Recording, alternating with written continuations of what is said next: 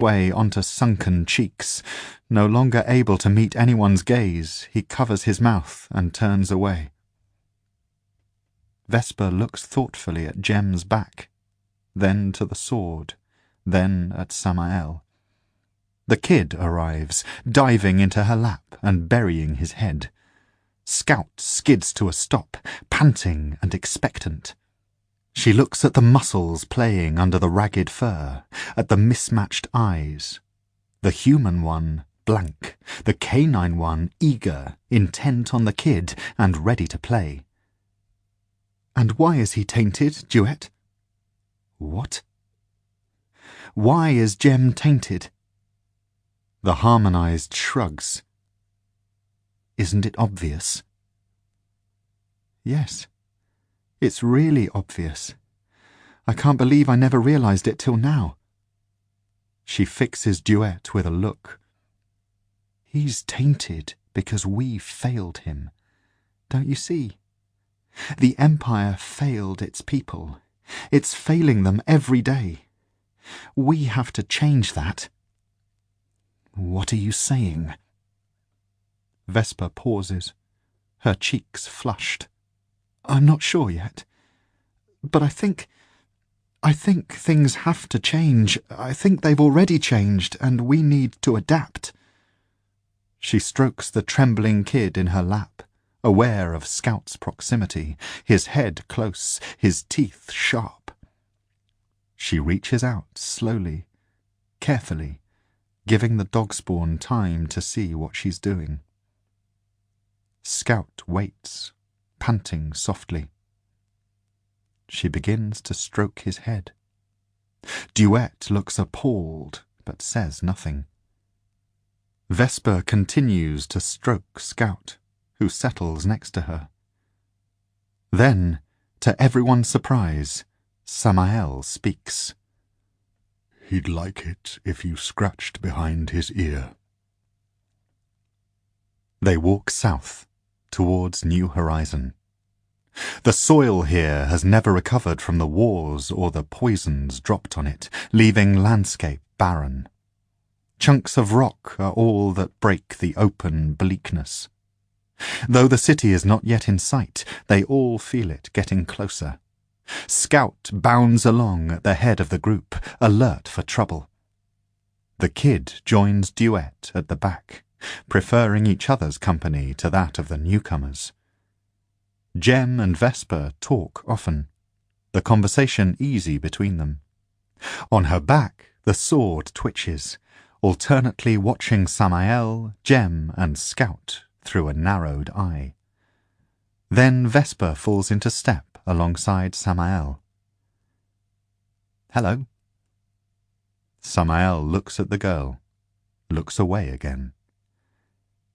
Jem's been telling me about New Horizon. I understand the demagogue is in charge and has the support of other demons, but I don't really see where you fit in. Jem doesn't seem to either. The demagogue ruled New Horizon in the usurper's name. Now the usurper is gone, the demagogue wants to rise to power and rule the infernals in its place. It has allies, lots of lesser demons, and Gutterface sides with it. There may be others. I haven't paid much attention to the politics. And you're against the demagogue? Yes. Whose side are you on? I'm not sure. The man-shape thinks that I should rule. The man-shape? Another infernal. It served the usurper. It says that the one who stops the yearning will have the usurper's throne. Vesper is suddenly aware of the sword humming on her back. Wait, are you an infernal? No. Yes. It is complicated. The usurper made my creator, and my creator made me. Before him, I was just a man. Now I am something else. The man-shape says I am descended from the usurper, that I was made to succeed it. You don't sound very sure about that. I'm not. I hate them. I can't help myself. When I see an infernal, I want to destroy it. But I am one of them. At least a part of me is. I think it would be better to rule the infernals than be ruled by them. And the yearning? Is that another infernal? Yes, but much bigger than the demagogue. Bigger even than the usurper was. It doesn't have a shell yet. I doubt there is anything big enough to contain it in this world. It may be it doesn't need one. Vesper scratches at an old scab on her temple. So let me get this straight. The demagogue is fighting the man-shape to take the throne of the infernals, and the yearning is fighting all of you. No. The man-shape does not fight. It offers the throne to whoever defeats the yearning. But if the demagogue unites enough of the infernals behind it, the man-shape will have to concede to its power. And you're a threat to the demagogue? Yes. They walk for a while as Vesper thinks, taking it all in. So many ideas, so much to understand. Can I ask you something else? Yes. Why did you save Jem? He called to me and I wanted to help him. I had to. Why? I had to. Do you remember much of your life before? Only little pieces. Some of the pieces don't feel like mine. I have some of my creator's memories inside, too, and others, absorbed by him and passed on to me. What do you remember? Can you tell me? He pauses, a strange expression forming underneath his helmet. The smell of the sea. The feel of being in a boat, riding the waves. That I wanted a dog. Do you think this man-shape would talk with me? Yes. Good. Samael, Jem says you're a knight. Is that true? He thinks for a while, then hangs his head. No. Would you like to be? Yes. Then help me. Take me to the man-shape. Protect us. Will you do that? I will. Swear it. Swear it to the sword in the name of the winged eye. He looks at the sword. The sword looks back, a study in hatred. But the malice wants to unmake me. The malice is angry, but not at you. Trust me. Swear it. Samael looks at the girl, trying to read her essence past the sword's interference. To his half-breed eyes, she is just a shape, a tiny shadow in the light of a sun. But small as she is, her shape is distinct, enduring. He moves in front of her and kneels. Yes, he says. I swear it. In the name of the winged eye, I will do as you ask. The suns set and stars ease their way into the sky, soft sparkles against darkening blue. None can be seen above New Horizon, however. The city is covered in a patchwork of lights, dirty decorations that bleed orange into the air above. Samael watches the city. Scout sat next to him.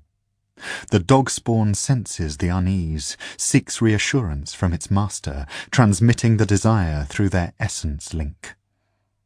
A moment later, a gauntleted hand pets Scout's head. Jem joins them. "Are you sure about this?" "Yes." "I don't want to go back there." "No." He jerks a thumb over his shoulder. "They're arguing again. About us." He glances back at the two figures, makes sure they're not too close. "That duet is mental. I don't trust her. And even if we do manage to get past New Horizon, what's going to happen then? How are you going to protect me? I'm not sure you can protect yourself." Scout whines softly, and Samael turns towards him. "What did you say?" "I said, I don't see how you can protect me if we go south." "Before that?" "Before that, I said that they were arguing and that I don't trust Duet not to stick a knife in our backs." "You said she was mental. Why?" "For a start, she hates us. For another thing, she talks to herself. Isn't that enough?" Samael leaves the conversation, walking back towards the two arguing figures. They stop when he approaches. He is not concerned by the way they look at him. All of his attention goes to Duet, his half-breed eyes tuning into the play of essence around the harmonized. The proximity of the Malice makes things more difficult, its bright essence burning, uncomfortable. "Duet, can I speak to you alone?" He does not need to read her essence to recognize the distrust in her eyes. "I have nothing to say to you." "Yes, but can I speak to you?" "It's feeding time anyway," says Vesper, backing away. "Go on then," snaps the harmonized.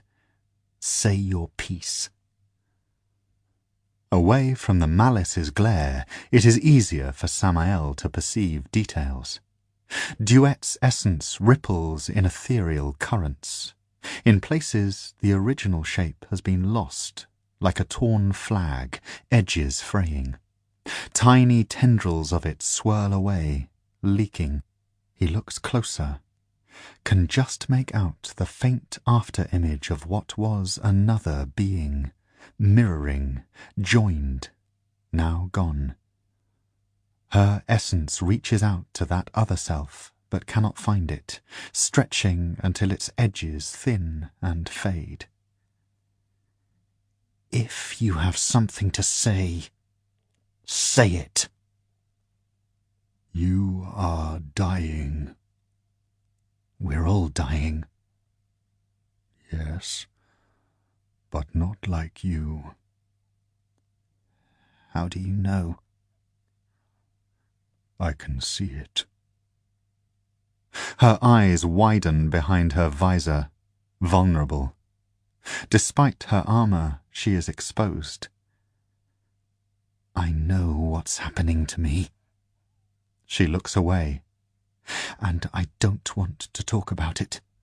And even if I did, it wouldn't be with you." "I think I can help you." Her head snaps back up, and he continues. "My Creator left understanding in me, memories, ideas. I can see your essence bleeding. It needs to be joined to something, completed again, or it will collapse. The understanding to do that is in me."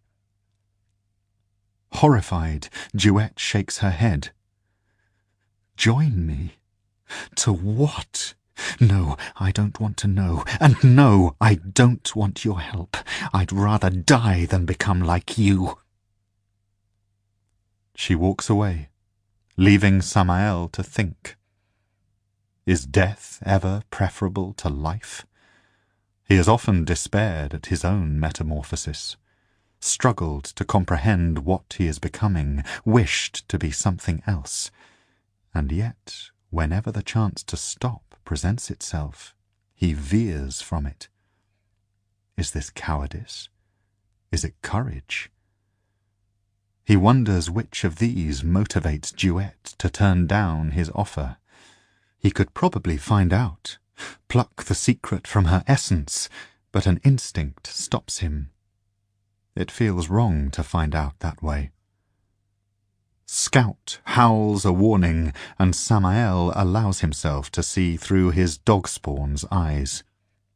Infernals spill from New Horizons' ever-open gates.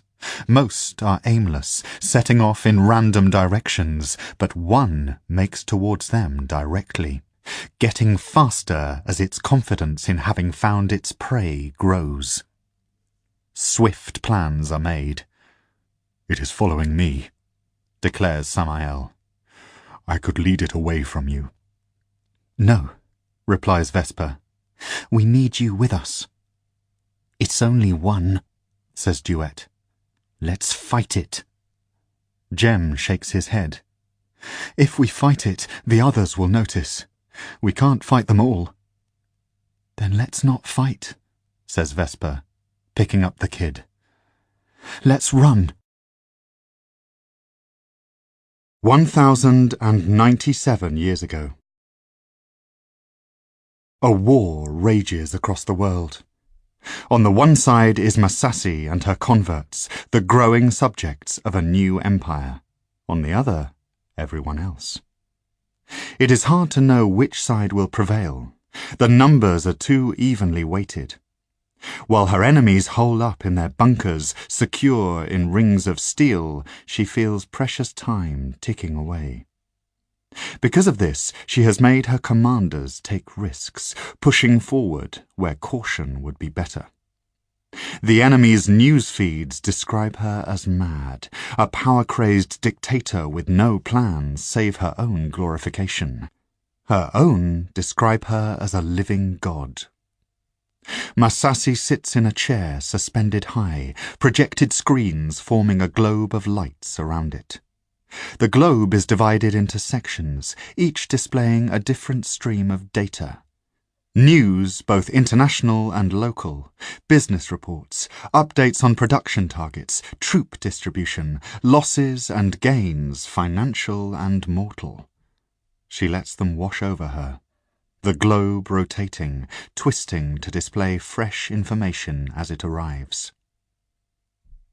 Her left hand rests over the arm of the chair, index and middle finger straight out. They point at a screen, fixing it in position despite the globe's movement. This last screen shows her base in the far south, the place where the breach lies. Ordinary cameras cannot detect the breach, and so the screen shows only landscape, unremarkable. She watches it anyway, finding the image soothing. Sometimes her charges move into view.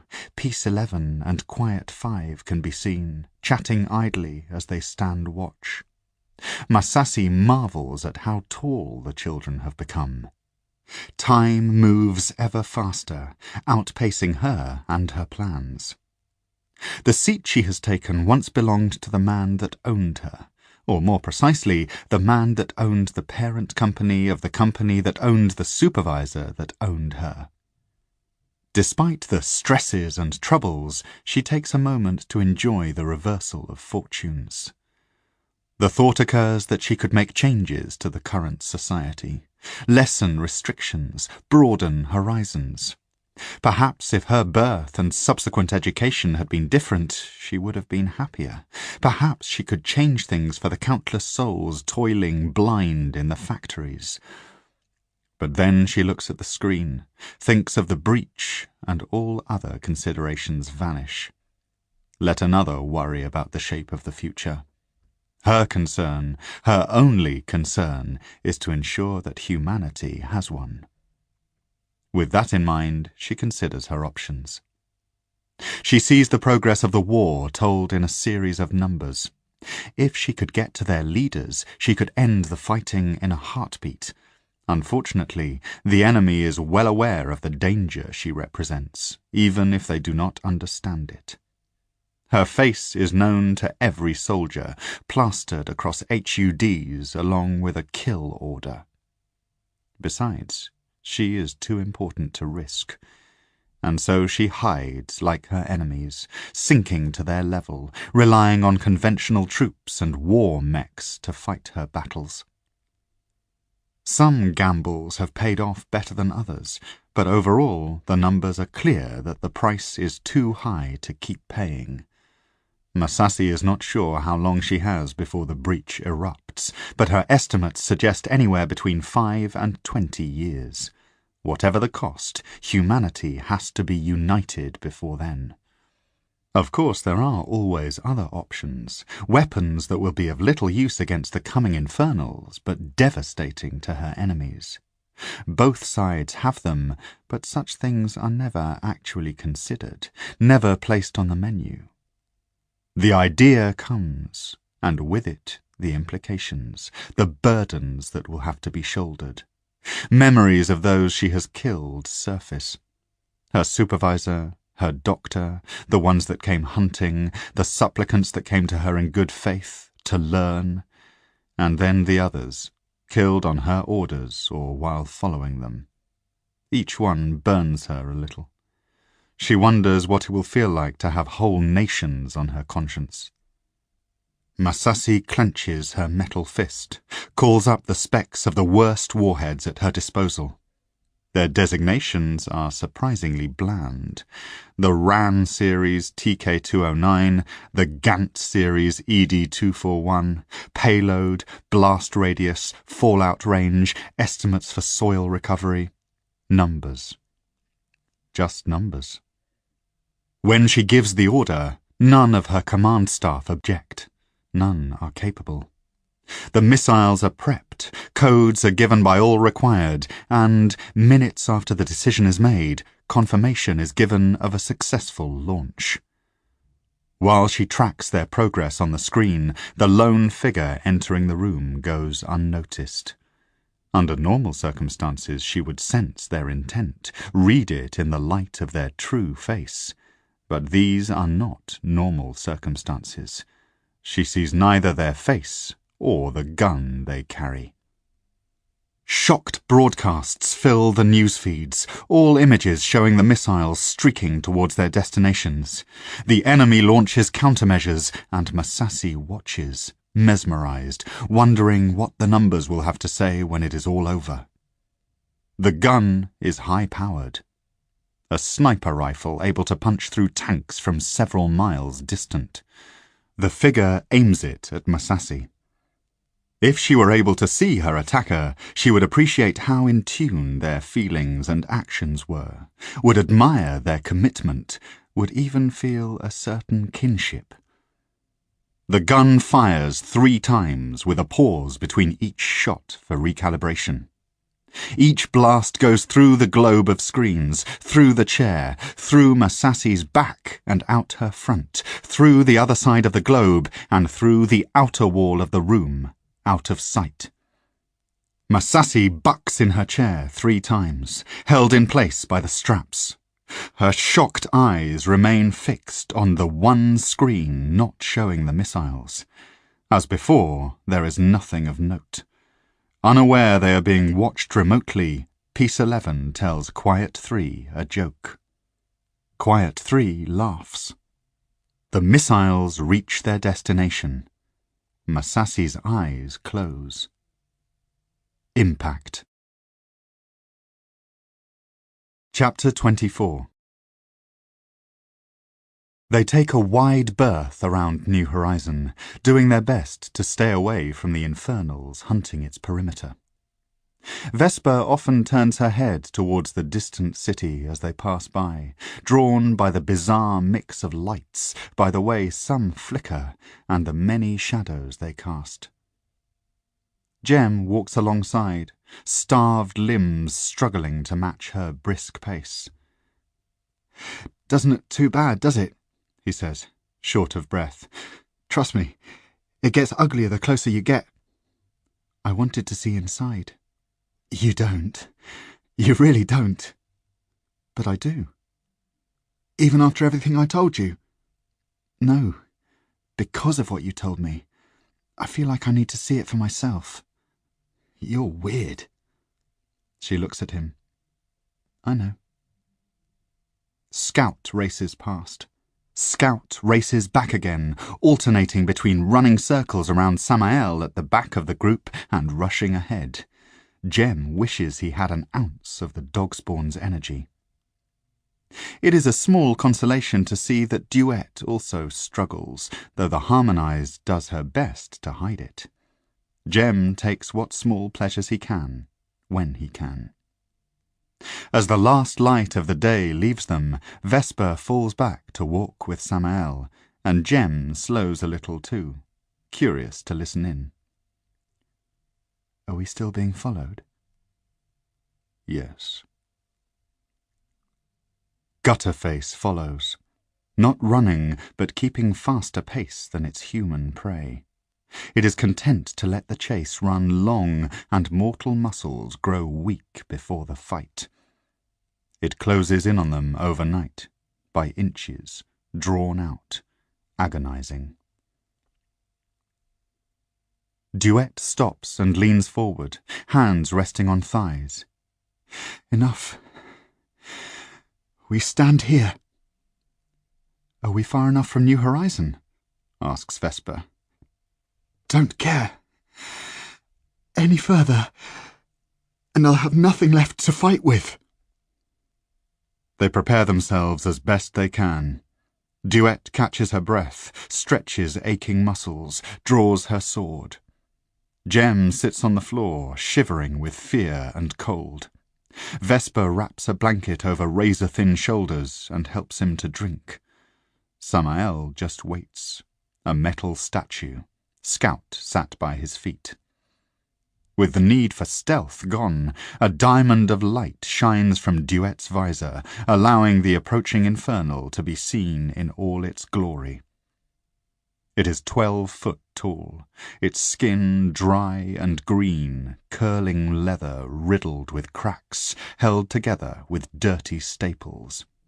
Only loosely attached, Gutterface's skin slides over its frame with each step, so that when it turns to the left, it briefly appears to be doing the opposite. Behind it come a small army of infernals, countless sparks of spite held in the bodies of mutated birds, rodents, and children. They scurry wide, hugging shadows, waiting for a chance to cause mischief. Samael moves to meet the big infernal head-on, Scout flanking on one side, Duet on the other. Gutterface comes on, unafraid, on a path that will take it directly through Samael's position to where Vesper stands. Duet prepares herself, waiting for an opening. Scout tenses, ready to leap. The infernal's eyes are hidden beneath folds of saggy skin, its mouth just another of the many creases in what passes for a face. There is no expression there, no acknowledgement of the attackers. When it steps into range, Samael swings for the head. Immediately, impossibly fast, arms come up, knocking the blow aside with ease. Gutterface continues to advance, stride unbroken. A normal man would be unbalanced, but Samael is no normal man. His fingers stay firm on the hilt as he steps back, creating room for another attack. Scout leaps forward this time, jaws closing around an ankle. On the other side, Duet rushes in, swinging for a knee.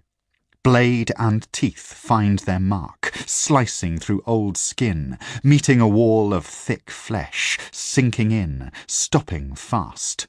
An abundance of meat clusters around Gutterface's bones, protective. Again Samael attacks, is fended off, gives ground. Gutterface drives on, dragging a Dogspawn behind it. Duet grabs her sword in both hands and tries to pull it free, but her blade barely moves. Heels fail to dig in, and she slides along behind the infernal. Next to her, Scout has a similar struggle, 4 legs faring little better than 2. And then, with a sudden screech, Gutterface's children attack, throwing themselves at Duet and Scout. The Dogspawn reacts first, releasing Gutterface from his jaws and whirling towards the new threats, snapping at them, trying to hold them at bay. Duet is not so lucky. They grab at her, attaching themselves to legs and arms, screeching and clawing, trying to find a way through her armour. Leaving her blade in Gutterface's flesh, she tries to shrug them off, but there are too many. For each one she dislodges, 2 more jump on, and soon the harmonized is folding under their weight. As the gap between Gutterface and Vesper closes, Jem tries to stand and falls back with a cry. Fear can only push you so far, and his body is weak, a fever threatening. There is no flight left in him. The kid more than makes up for his failings, rushing into the night without a backwards glance.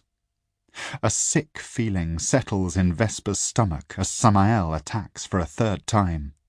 Before his blade can connect, Gutterface sweeps him aside with long arms, launching the half-breed into the air for a brief and ugly flight. Behind Gutterface, she hears Duet cry out as she is dragged to the ground. There is a chorus of laughter and then jostling as the tiny infernals swarm over her. It is tempting to run with the kid. There are many reasons why Vesper should not put herself in harm's way. She thinks about them as she steps between Jem and Gutterface. Vesper looks to her shoulder, eyes locking with the swords. She sees the usual rage there, but something else too. A need. Seemingly of its own accord, her right hand lets go of silver feathers and hovers over the hilt. It waits for her, glaring, silently imploring to be used. Every instinct warns against making contact. Her father used the sword once, and it did something to him. Something terrible. What would it do to her? Her hand begins to shake. Gutterface looms before her, a silent giant. She grabs the hilt, takes a breath, and draws the sword. Free, the sword roars defiance. Vesper tries to sing with it, to give direction, but is unprepared for the force of its anger. Her voice is small, untrained, easily drowned out. Sound explodes in all directions, stunning, sparking briefly in the air. Samael rocks where he lays, as if moved by an invisible hand. Scout cowers away, whining, while the gaggle of lesser infernals cry out, running away as their shells begin to smoke. For a moment, Gutterface pauses, fundamentally shocked by the waves of rage rippling outward. Instinctively, it retreats deeper into its shell, pulling essence back. But it is only a reflex, and one quickly mastered. For alone, the malice cannot penetrate its defences. Alone, its song is not enough to destroy. Shock marks Vesper's face. Her mouth remains open, but makes no noise.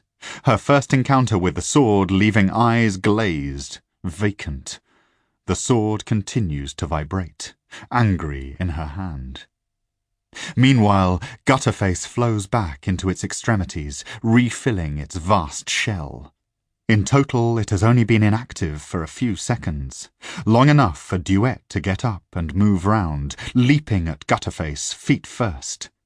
Together, her boots connect with its kneecap, slapping loose skin against wet meat, forcing the hinge of bone too far the wrong way. There is a dulled crack, and Gutterface falls sideways. Samael and Scout rise together, though the Dogspawn seems shaken, its head lolling, drunk. Both seem braced against an alien wind. Vesper comes to her senses. She sheathes the sword, ignoring the reprisal in its eye, and helps Jem to stand. "Come on," she urges, half lifting, half dragging him away. Duet pulls her blade free from Gutterface's knee and jumps back as the broken limb stabs at her. "We should finish it now." "No," replies Samael. "More are coming." "Damn!" She kicks the stunned infernal once anyway, for good measure, and then runs after the others. For miles around, the malice is felt. In the gutters of New Horizon, lesser infernals screech in fear. The demagogue wobbles uncertainly in its bowl, and on the city's outskirts, hunters freeze and turn towards the sound. Most find themselves going in the opposite direction. Not far away, the mob known as Gutterface's children run until they meet up with reinforcements, doubling numbers. Even so, they continue to wail, intent on fleeing all the way to New Horizon. It is only when the new arrivals direct puzzled looks to the old ones that Gutterface's children realize the malice has been silent for some time now. There is an awkward pause, then screams trail off. They exchange looks, guilty, before rushing back to see what has become of their master.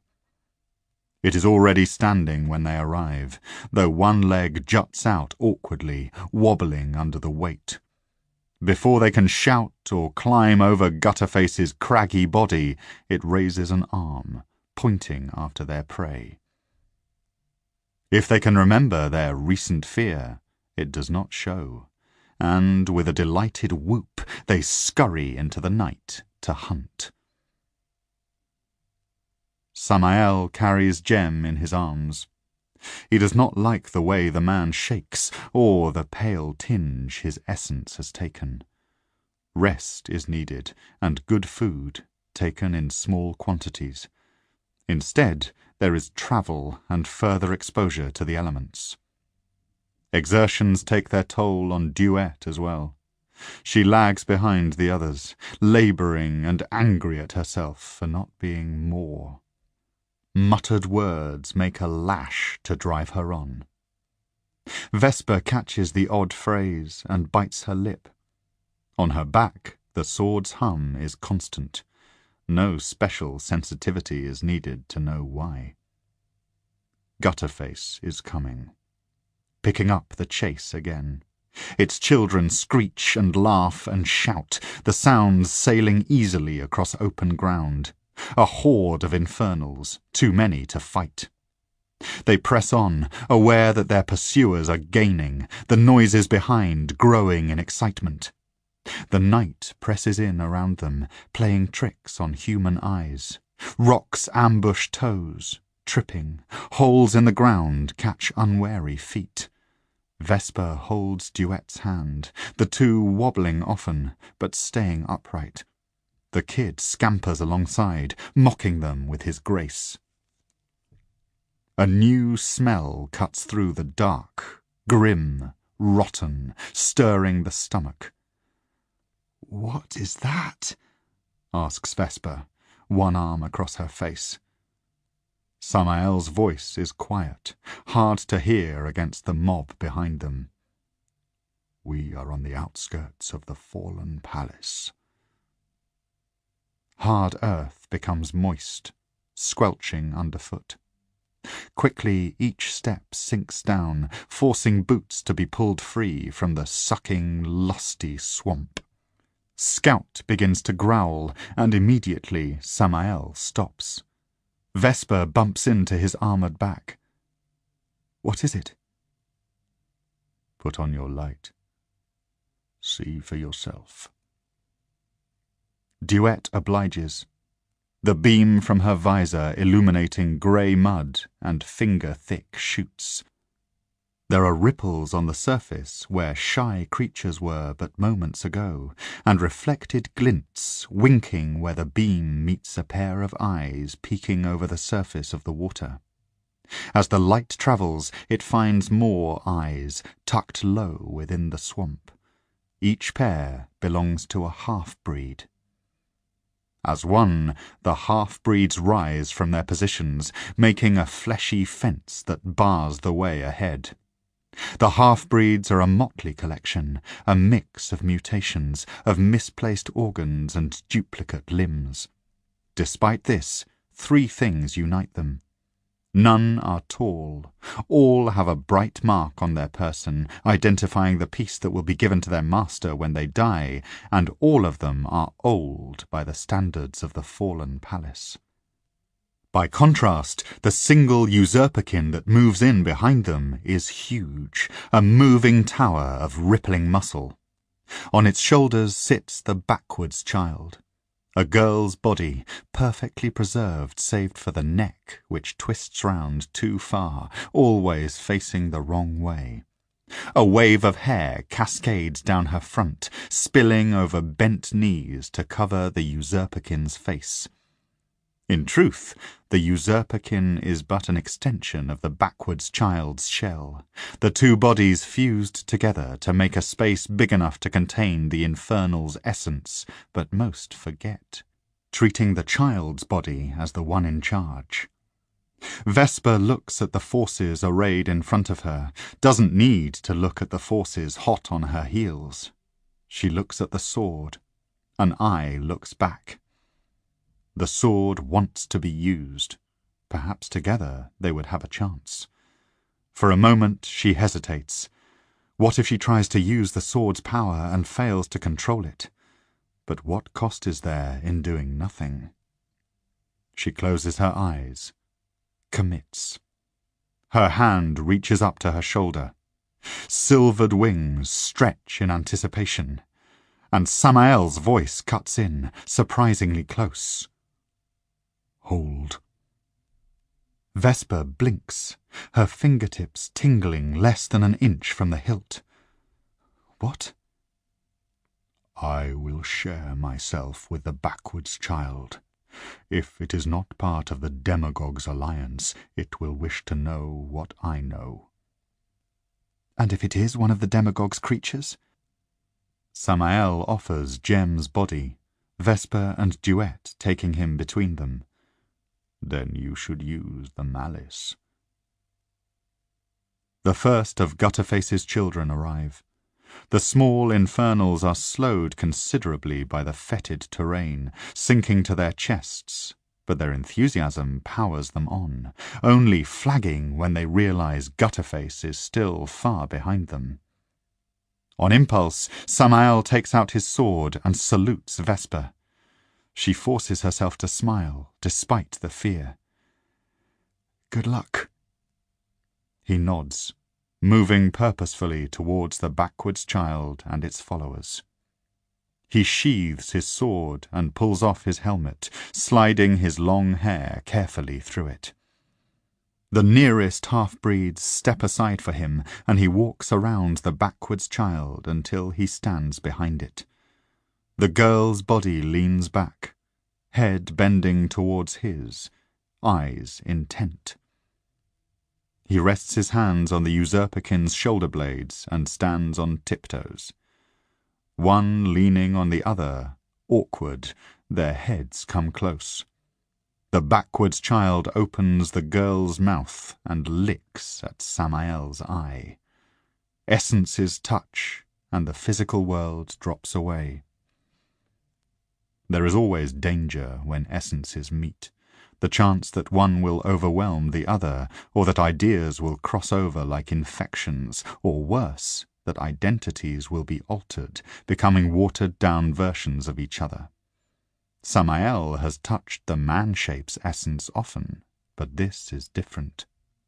The man-shape is the epitome of control, able to hold back its true power, to touch delicately.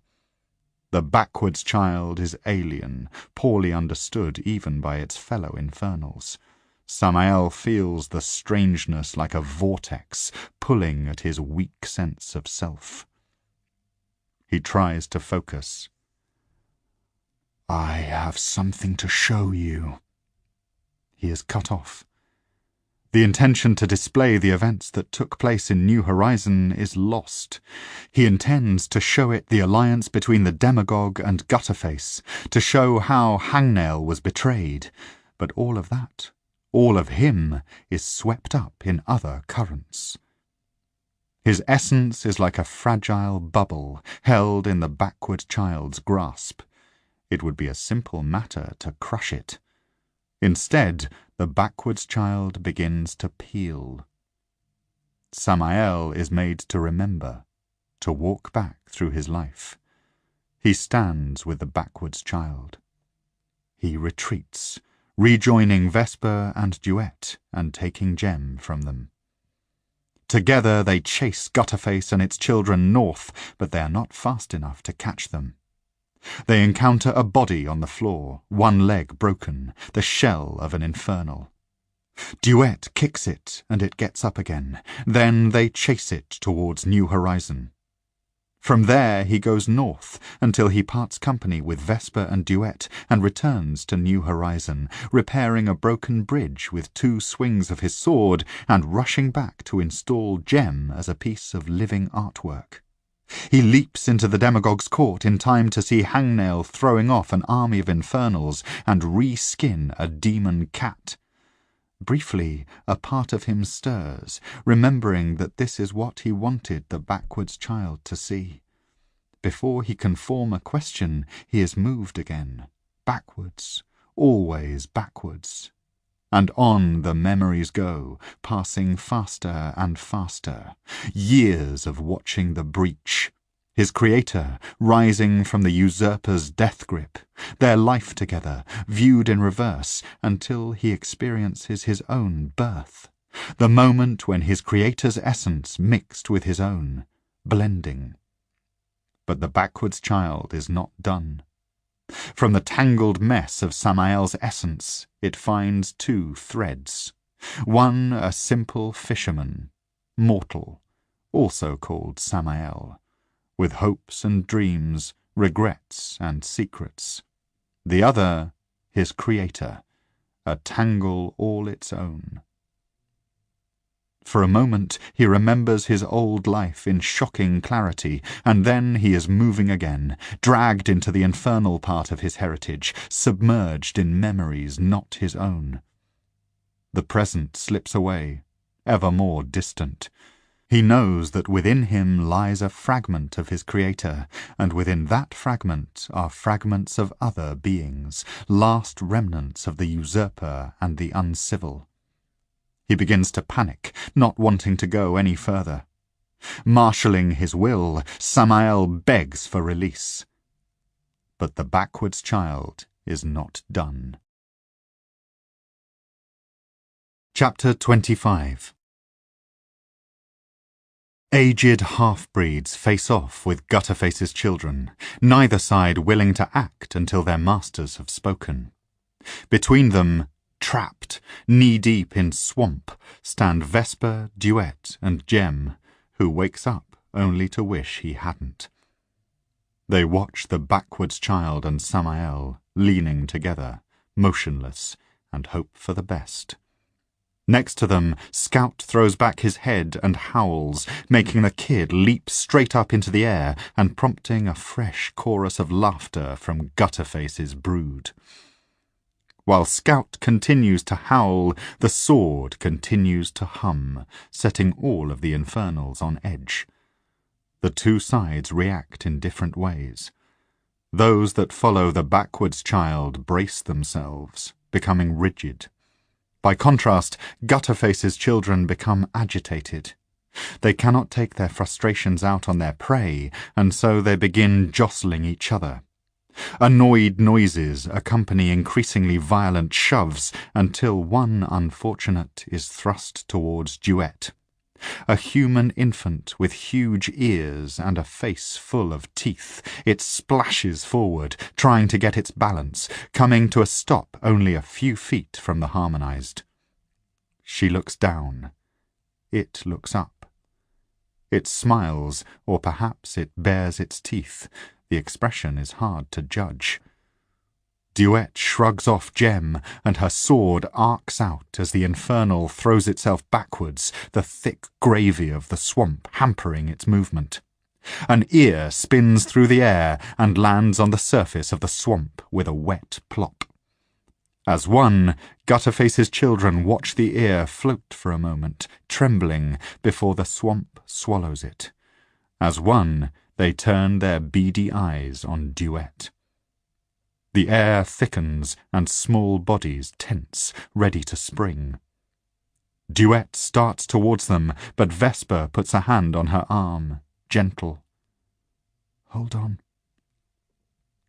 She holds, and the infernals do too, drawn by something else. Their collective attention goes over Duet's shoulder, past the waiting half-breeds, to the two communing figures. Currents of essence change, barely felt by human or goat, and Samael falls away from the backwards child like a dead weight. Scout's howl becomes a whine, and he charges over to his fallen master. The backwards child ignores the dog spawn, moving forward with sudden speed, the little girl bouncing on green shoulders. Vesper looks at Gem. "Can you stand?" "I think so." She steps away from him and prepares to draw the sword. The excitement is too much for Gutterface's children. They attack, arms waving about their heads, shrieking madly. Duet prepares to meet them, the light from her visor intensifying. Vesper turns to face the backwards child. Gem produces a knife and tries to control his shaking body. The backwards child moves around the group of humans and opens her mouths. Invisible essence flows in the darkness.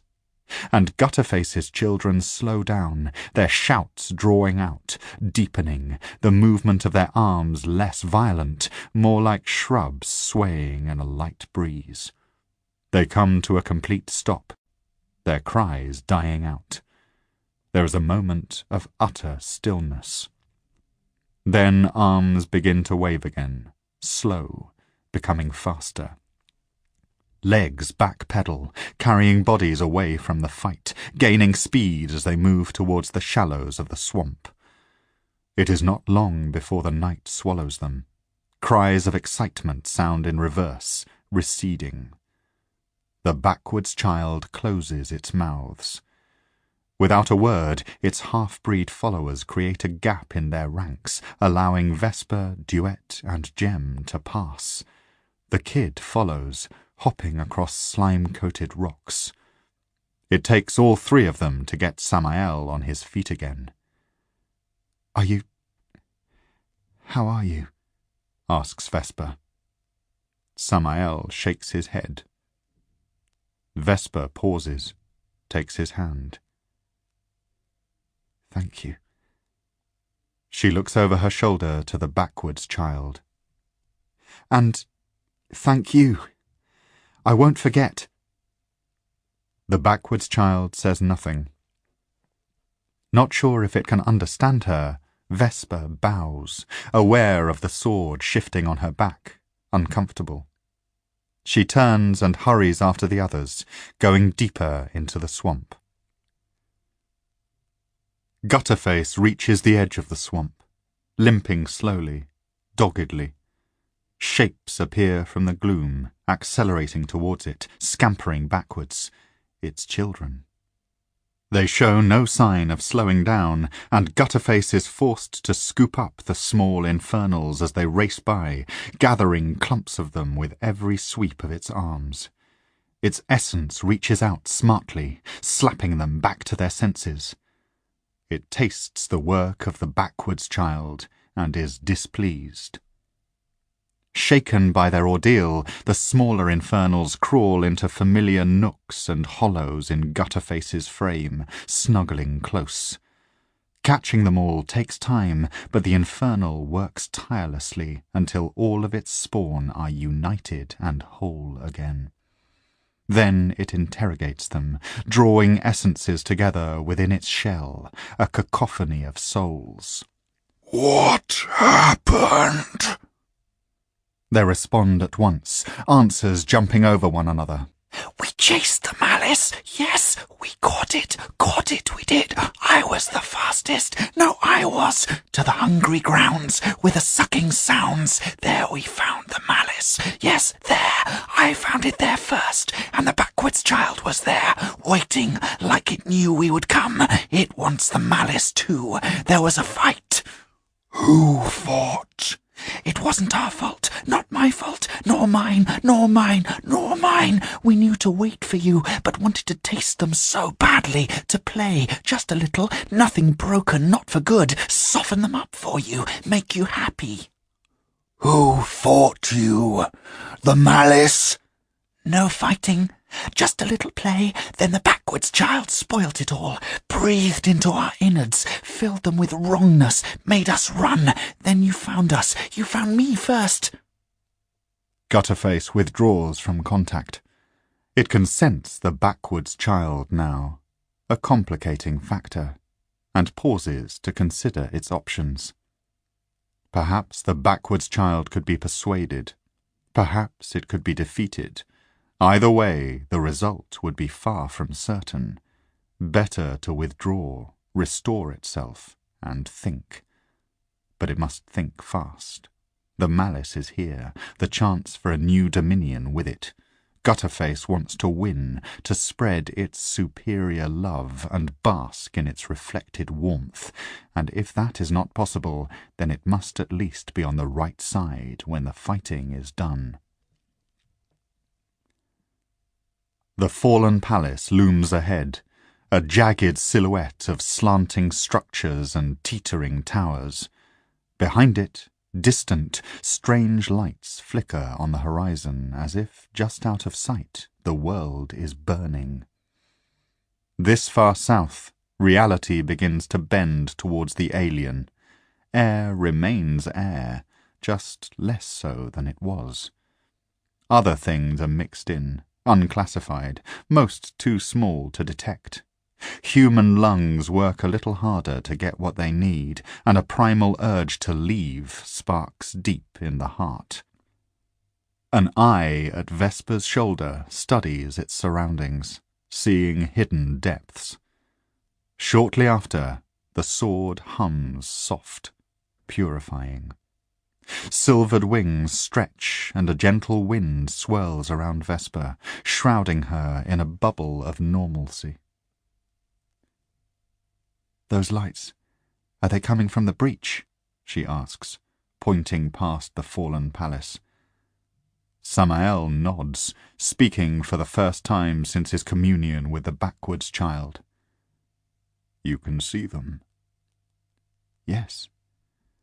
"How could you miss them?" adds Jem. "The lights you see are made by the yearning. It is growing." Vesper's eyes widen. "How big is it?" "I lack the words. It is like an ocean." "I thought it was just a really big demon, not this." "It is bigger, and it does not seem to need a shell." Jem shakes his head. "You can't fight that." Nobody argues, and he continues. "We should go north, leave this behind us, live our lives." "Coward!" spits Duet. "Gamma sent us here to end this demon. It is a sacred duty." The young man glances at the sword and lowers his voice. "Gamma was defeated by the usurper, and that was when she was whole. And from what I heard, even the usurper wasn't as big as an ocean. We must trust in the Seven." "Why? Why must we?" "I wouldn't expect you to understand." "Yeah? Well, I wouldn't expect you to—" Vesper holds up a hand. "Please don't. Don't fight." She stops walking, and the others do the same. "We can't go back to our lives, not now we've seen this. I'm sorry, Jem. If we don't do something now, then things are going to get even worse. In time, the yearning would catch us up, and then there'll be nowhere to run. A few years is better than nothing. Is it? How could you live knowing what's coming? I couldn't. The sword can't. It's up to us. We have to find a way. There's nobody else. Everyone's afraid of it, even the other demons. Even the 7. She sighs. You don't have to come if you don't want, but I think I have to go on. Duet nods along as Vesper speaks, the gesture unconscious. What do you say? Will you come? It's a poor choice, you know. Die here or somewhere else. He shrugs. But I never thought I'd trust anyone again. For the longest time, I thought I'd die alone. He looks at Samael, then at Vesper. That thought, the thought of having nobody, still scares me even more than all of this. He shrugs again. I'll come. Vesper's smile is both tired and bright. Good. They help each other out of the swamp and onto the angled floor of the fallen palace. There is no sign of anyone, the usual denizens of the palace scared away by the presence of the Malice, and so the group pauses. Food is eaten, weary bones rested. The kid hops with excitement, eager to climb. He bleats at the group, urging them to continue, but having sat down, Jem is unable to get up again. He tries several times before giving up. In the end, Samael carries him, and the young man quickly falls asleep.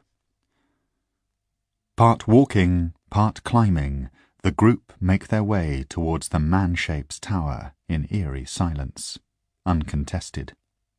Even the clouds of flies keep a respectful distance. Fungus grows over gleaming walls, covering old battle scars and past glories alike. The kid pauses to tear off a spongy strip, then trots onward on happy hooves. Eventually they reach a tower where the walls turn bronze in places, green in others.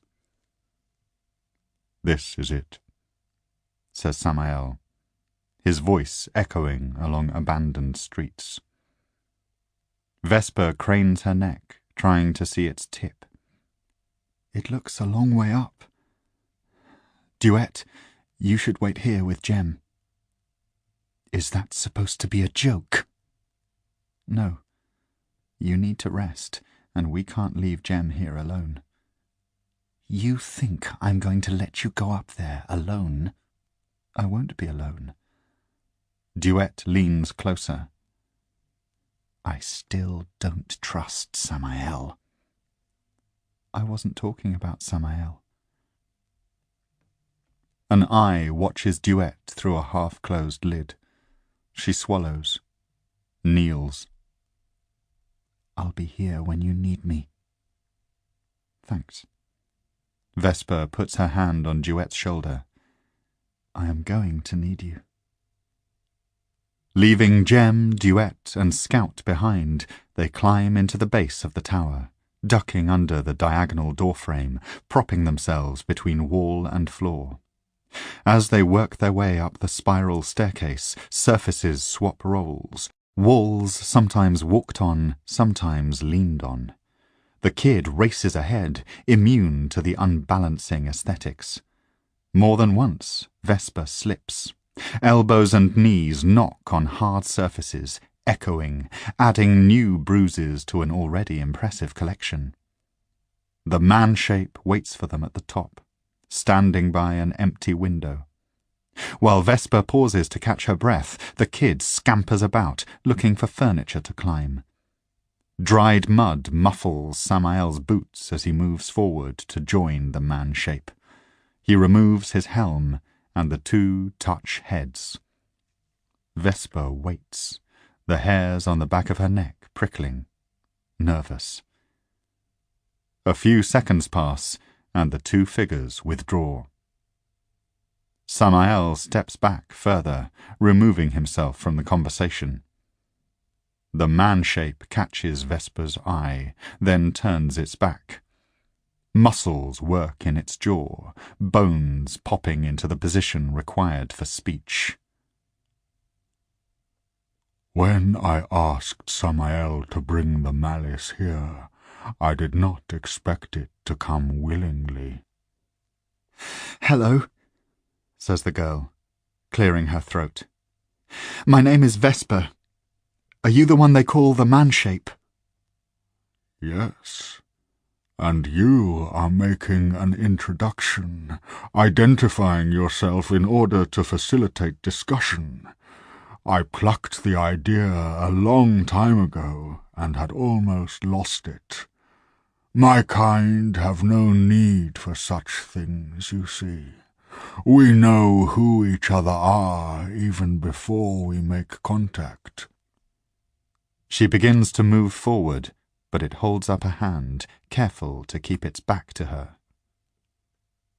Do not come closer. I am not yet ready to face the malice again, and I cannot speak as you do and maintain the correct composition with my face. You fought the sword before? Not fought, no. But I watched it fight my master. You were there when Gamma died? Yes. I saw the usurper end her, and later, much later, I saw her revenge. What happened? Come, I will show you. The light in the room is poor, and Vesper has to use her nav-pack to make sense of its contents. She sees webs strung across the ceiling, their patterns strange and drunken, peppered with ancient flies. She sees vines pushing through cracks in the floor, their purple leaves knife-edged, garish. They grow everywhere, except for a space at the back of the room where two figures recline, embracing an alien parent and full-grown child, dead. Vesper moves quietly towards them, placing each foot with care. The man-shape and Samael enter the room behind her, but do not follow. The kid does not even enter the room. The smaller of the two figures is covered from head to toe in armour. Originally fashioned in the proud tradition of the seraph, it, like its wearer, was twisted by the usurper and remade. Once the metal lived, breathed, but now it is silent, captured in a last spasm of death. To Vesper it looks as if the plates were superheated and then frozen mid-melt. In places the armour is stretched thin, like saliva over a screaming mouth. In others it collects in thick lumps. The figure inside the armour is shriveled away, a collection of too thin bones. Both of its arms are missing below the elbow.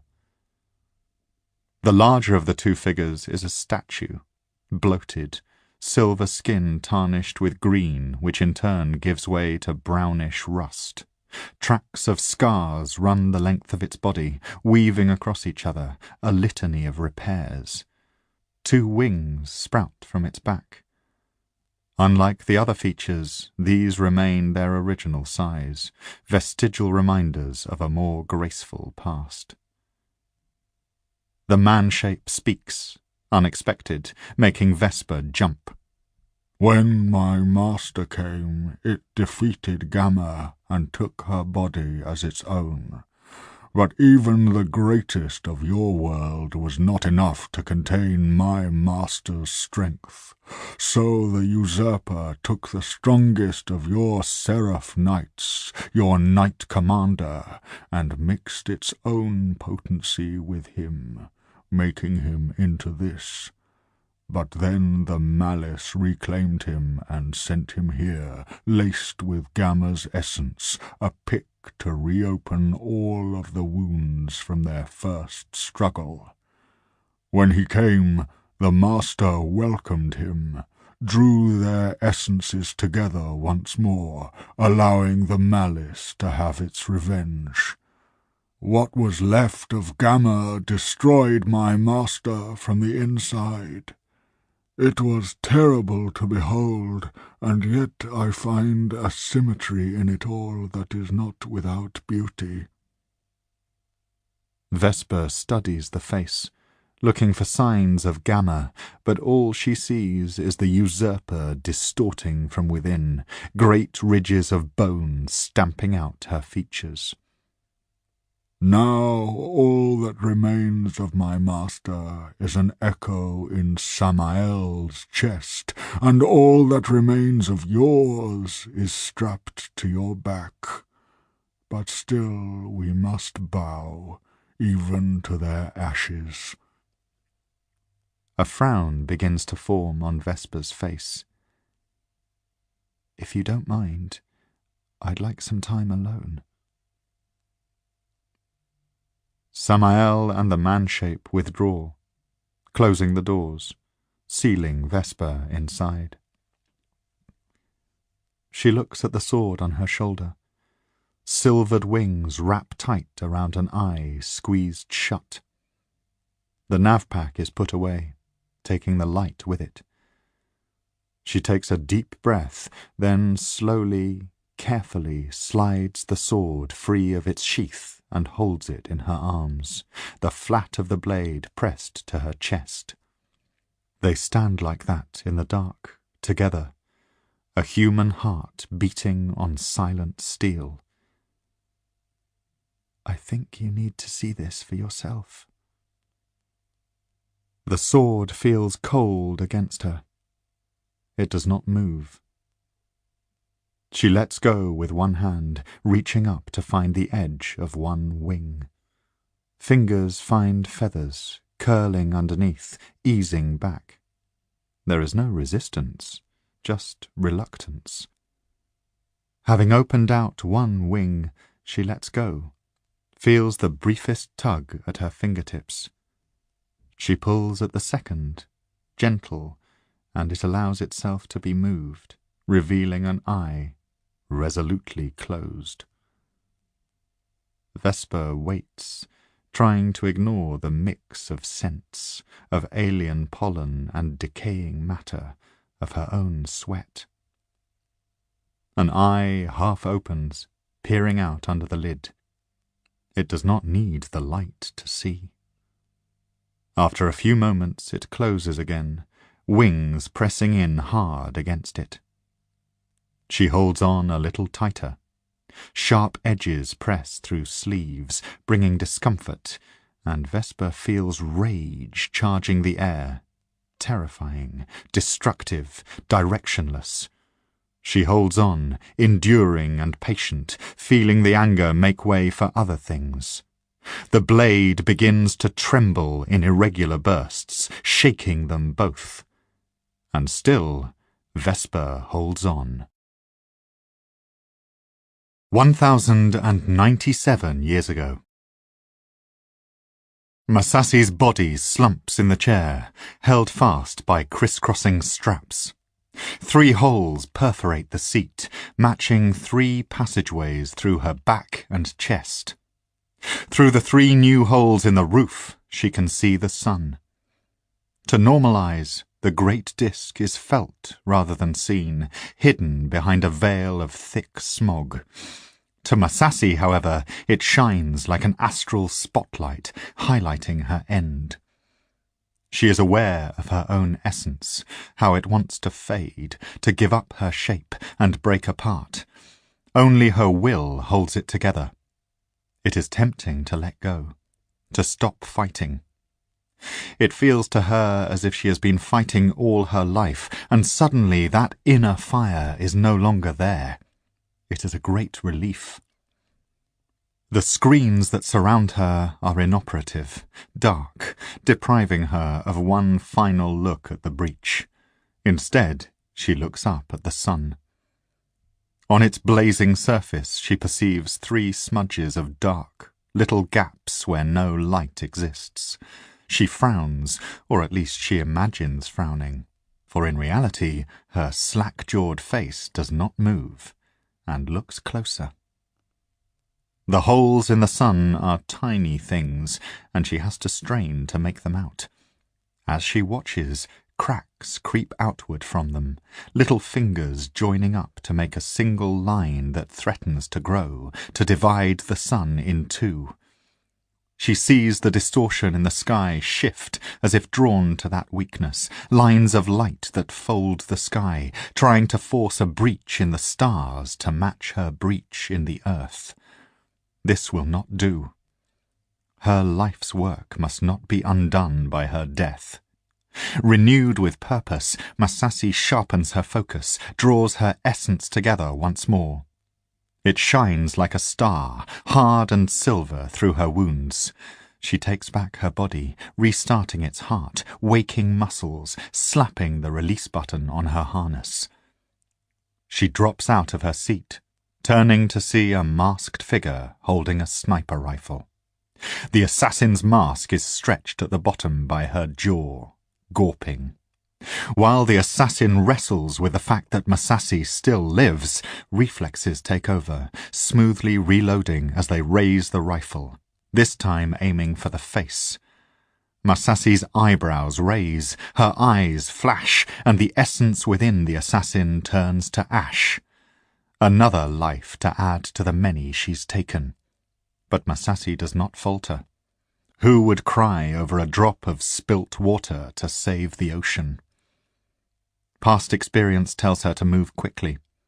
It is not easy holding one's essence together while leaking blood from 6 holes. If she trusted her subordinates to get it right, she'd call for help. No, better to do it herself. In the end, she has always been alone, and that is how she likes it.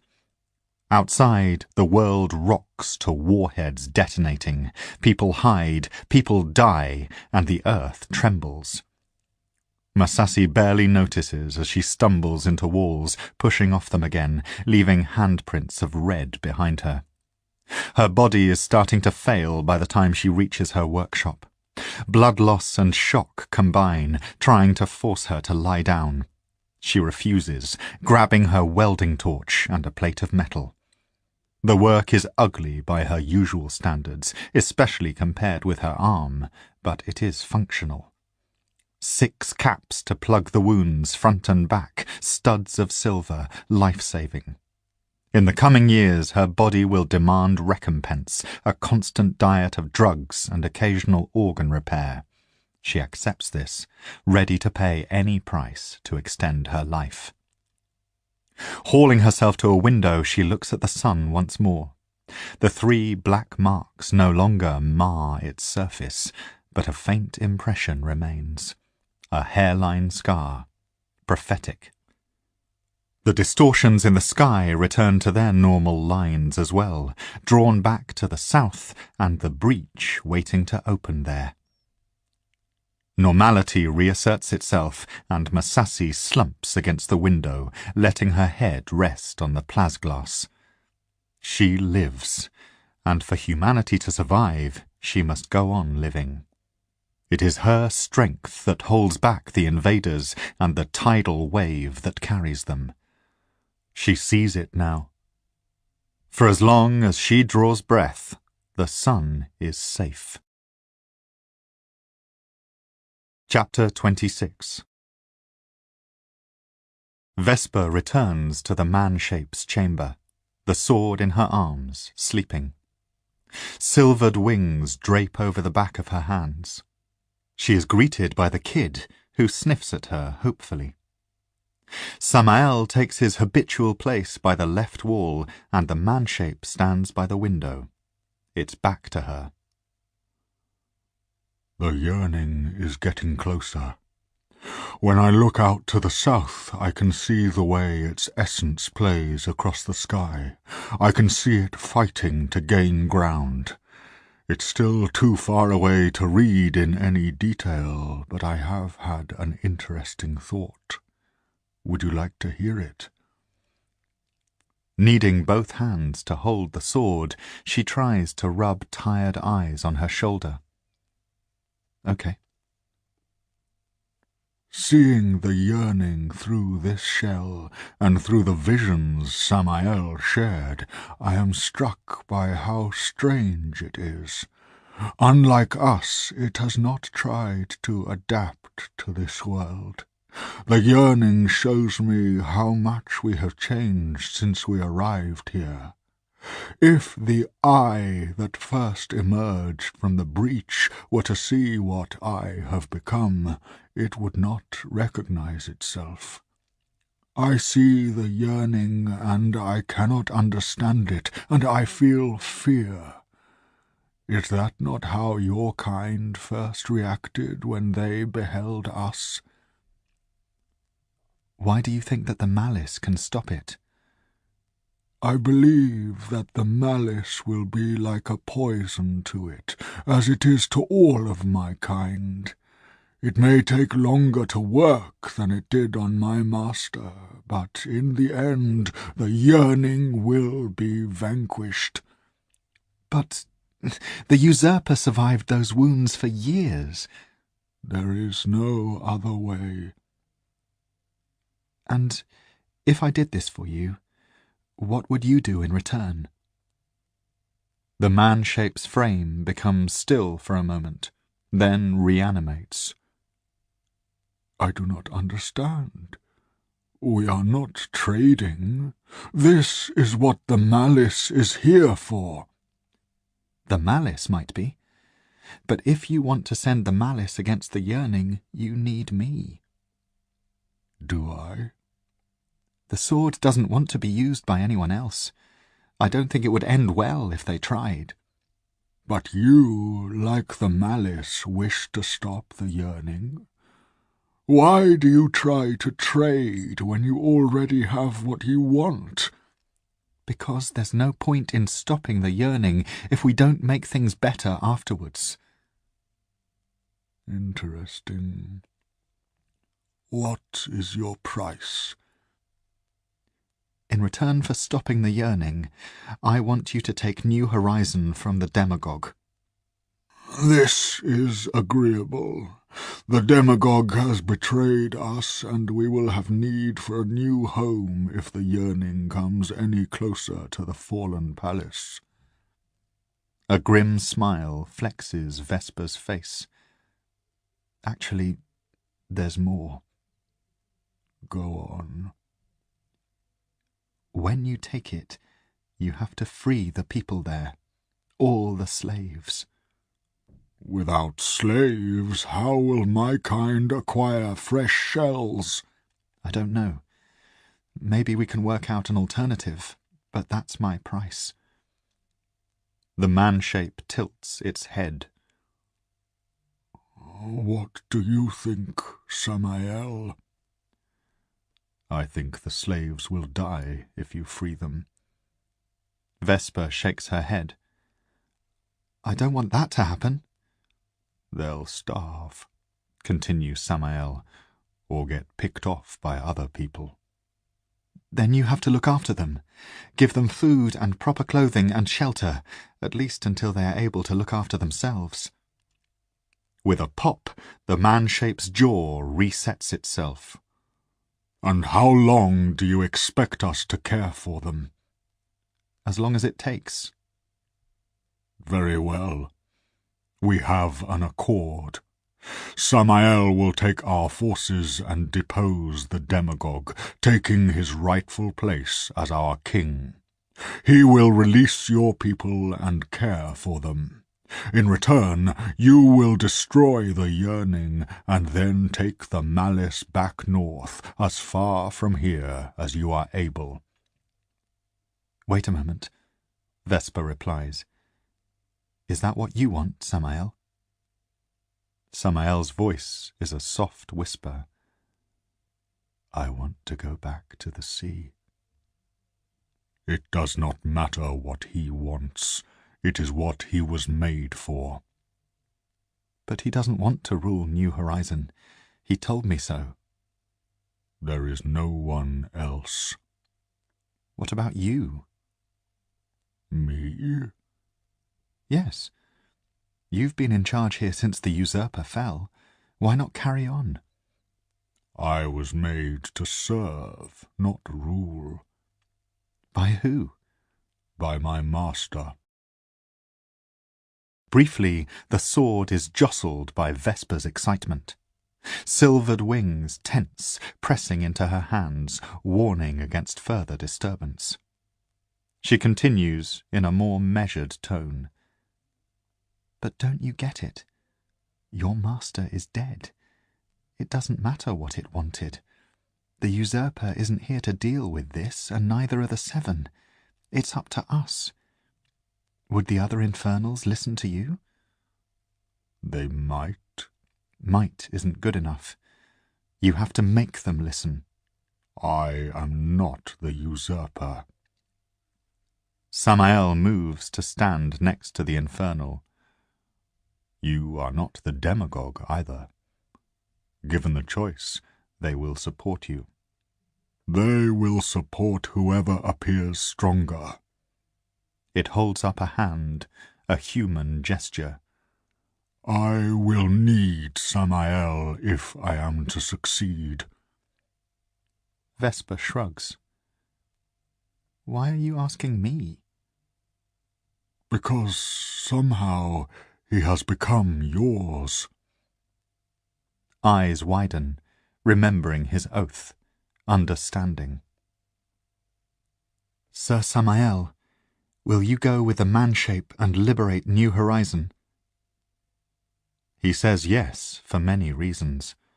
For the glory of the winged eye, for Jem and those like him, because it will help the man-shape, because he wishes to see the demagogue fall, and, above all, because he has an impulse to do so. Jem chews his food slowly, in part to savour, in part because his stomach needs all the help it can get. He sits at the base of the man-shape's tower, letting walls take his weight, looking up at Vesper. I swore I'd never go back. I'm sorry, but there isn't any choice, unless you want to come with us. To the breach? Even New Horizon isn't as bad as that. Exactly. And I think you're needed there. Oh, yes. New Horizon is in sore need of another hungry mouth. Vesper frowns. That's not what I mean. Well, actually, maybe it is. I think Samael will try and do right by the people, but I doubt he'll understand them. He doesn't need to eat any more, and the man-shape never did. I don't know if they feel pain like we do, or... I don't know. The thing is, you've been there and lived it. Yes, it was torture. But so what? I don't see how my suffering helps anyone. She takes his hands, squeezes them. They'll be scared. You can reassure them. If they manage to take back the city, they'll take it. You don't know that. No, but we've got to try. She lets go of his hands, but he keeps hold of hers. You're so young. How are you handling this so well? A giggle bursts out. Thank you. You really think so? I feel like I've been messing it all up since the day I left home.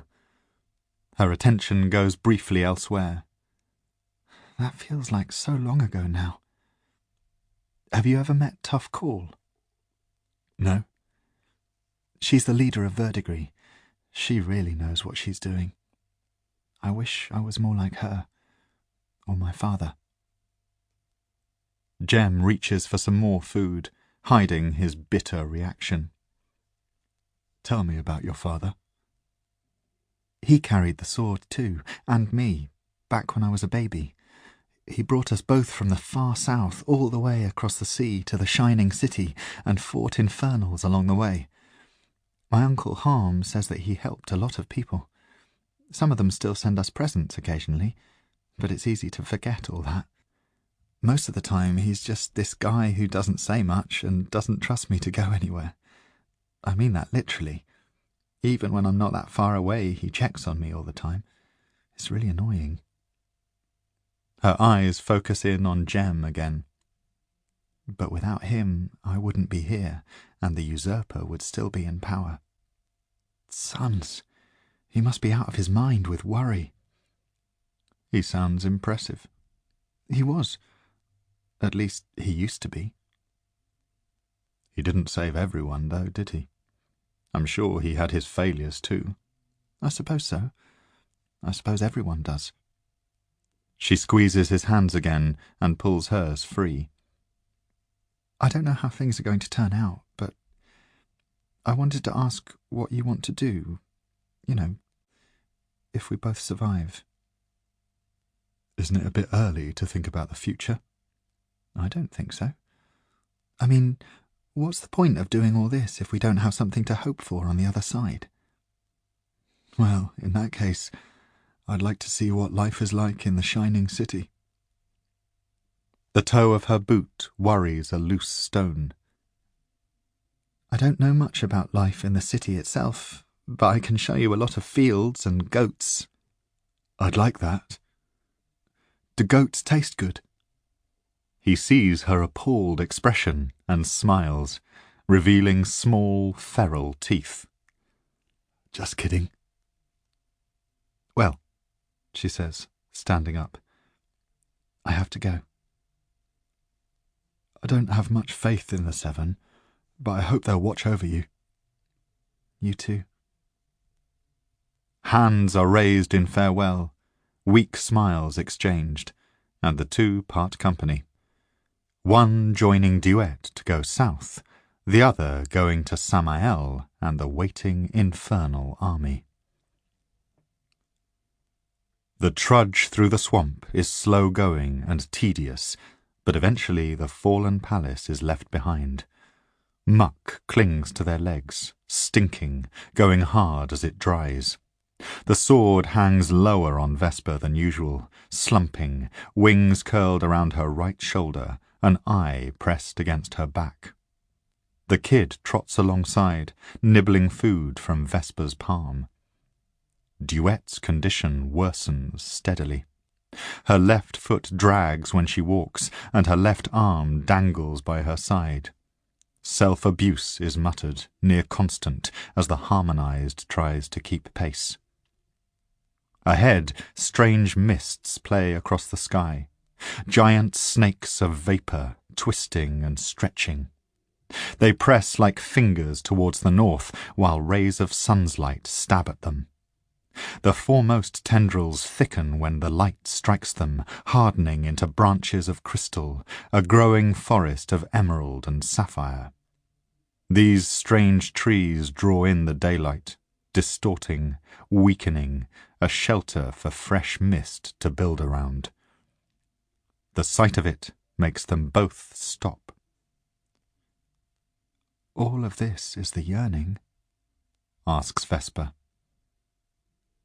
Duet looks at the crystals taking root in the ground and the ones suspended above, dotted as far as the eye can see, left to right, up and down.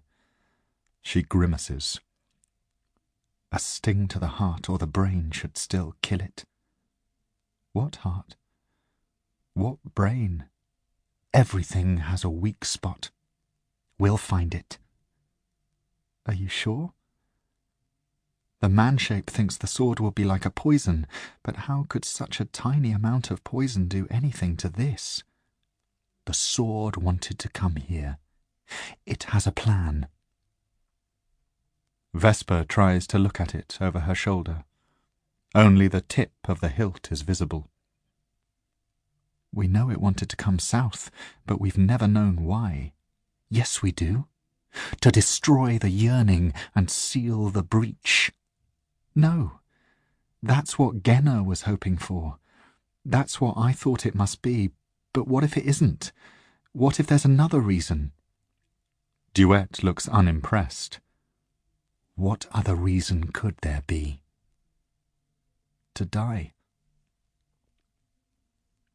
They continue walking, the nearest trees less than 100 feet away. Mist curls in the air in front of them, ignoring the wind, sunlight sparking off it. Duet loses focus, reminded of something by the patterns in the air. Realizing she has slowed down the harmonized moves to catch up, and finds her progress suddenly easier, as if running down a gentle hill. But still Vesper stays ahead, accelerating slightly faster. Duet hears something, but can't make it out. What did you just say? Vesper and the kid glance back. I didn't say anything. I thought you did. What did you think I said? It doesn't matter. Another glance from Vesper prompts her to continue, raising her voice. I thought you called me. She mutters something else under her breath, too low for Vesper to catch, then adds, I don't believe the sword came here to die. Why not? Because the 7 can't die. Gamma did. No! She lives on, in the sword. Only a bit of her. Isn't that enough? You tell me. Vesper's wince arrives as soon as the words are out of her mouth. I didn't mean that. Yes, you did. She challenges Vesper with her eyes, daring the girl to disagree. She doesn't. I still feel her. Did you know that? She's not here, of course. I know she's not here, but I feel my other half standing next to me, just like she always did. Her voice is in my head, even more than when we were connected. I wish she'd shut up and give me some peace. She's talking to me right now, and do you know what she's saying? She's telling me to stop feeling sorry for myself. She's telling me to stop bothering you with irrelevant things, and she's telling me to focus on the mission. And I want to do that. Being in this tainted place actually helps. When we're under threat, my mind is clearer. My training kicks in. I don't worry if I'm keeping myself together, because I am together. I have to be. The sword needs you to bring it here, and you need me to protect you. It works, most of the time. So, you see, I have to believe that the sword would want to carry on without Gamma. Because if there's hope for it, then there's hope for me. There is a pause. Vesper just stares. Nothing to say? That has to be a first. The girl stops, bites her lip. Duet, what are you pointing at? Pointing? She looks at herself to find her left arm is raised, fingers stretched out, fluttering slightly like a flag in a strong breeze. As she tries to understand what is happening, her left foot slides forward of its own accord, pulling her along behind. Silent winds stir at their backs, invisible hands that tug and push, drawing them towards the trees. Vesper grabs Duet's right arm, tries to anchor her.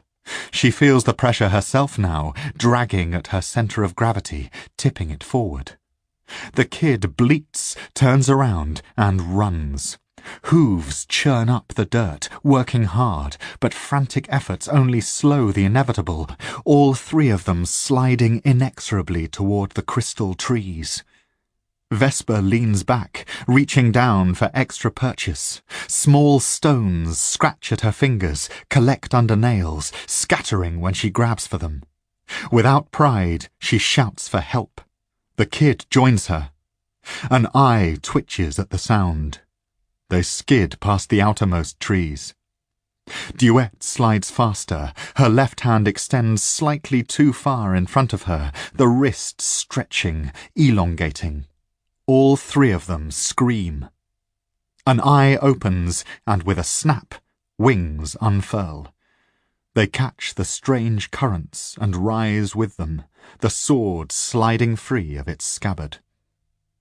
An angry note slices the air, severing invisible strings. There is a sound like thunder, and the pulling stops, alien winds diverting around them like a river around a stone. They fall with variety. Vesper on her back, the kid on its front, and Duet crashing sideways. A beat later, the sword clatters next to them. Its eye flicks from left to right, tracking currents of alien essence, widening at what it sees. For a few moments, all three lie still while chests rise and fall and air is gulped. Vesper sits up and reaches out to the sword, her hand resting on one of the wings. The kid looks around. They are surrounded by the strange trees and the stranger atmosphere. It is hard to tell which way is home. With a bleat, he jumps into Vesper's lap, burying his head, his small body trembling. She strokes him with her spare hand, soothing, the gesture automatic.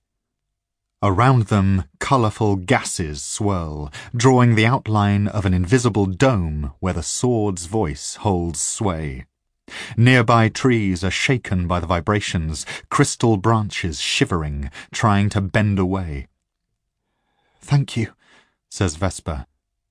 But the sword does not register her voice. Its eye stares elsewhere, its wings rigid with effort. The girl turns to Duet. "I don't know how long the sword can keep this up." The harmonized is studying her left hand, suspicious, rotating it in front of her face. "Did you see it? Did you see the way it stretched?" "No." She raises her voice. "I'm not mad!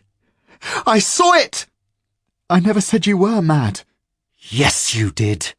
You're always saying it, that I'm mad, unworthy, slowing you down. You think I don't hear you, but I do." "Duet, who do you think I am?" Behind the visor, her eyes are unreadable. You're... "Oh, Vesper, help me! It took my arm and my leg." She holds out her left hand. "This isn't mine anymore. I can't keep it still."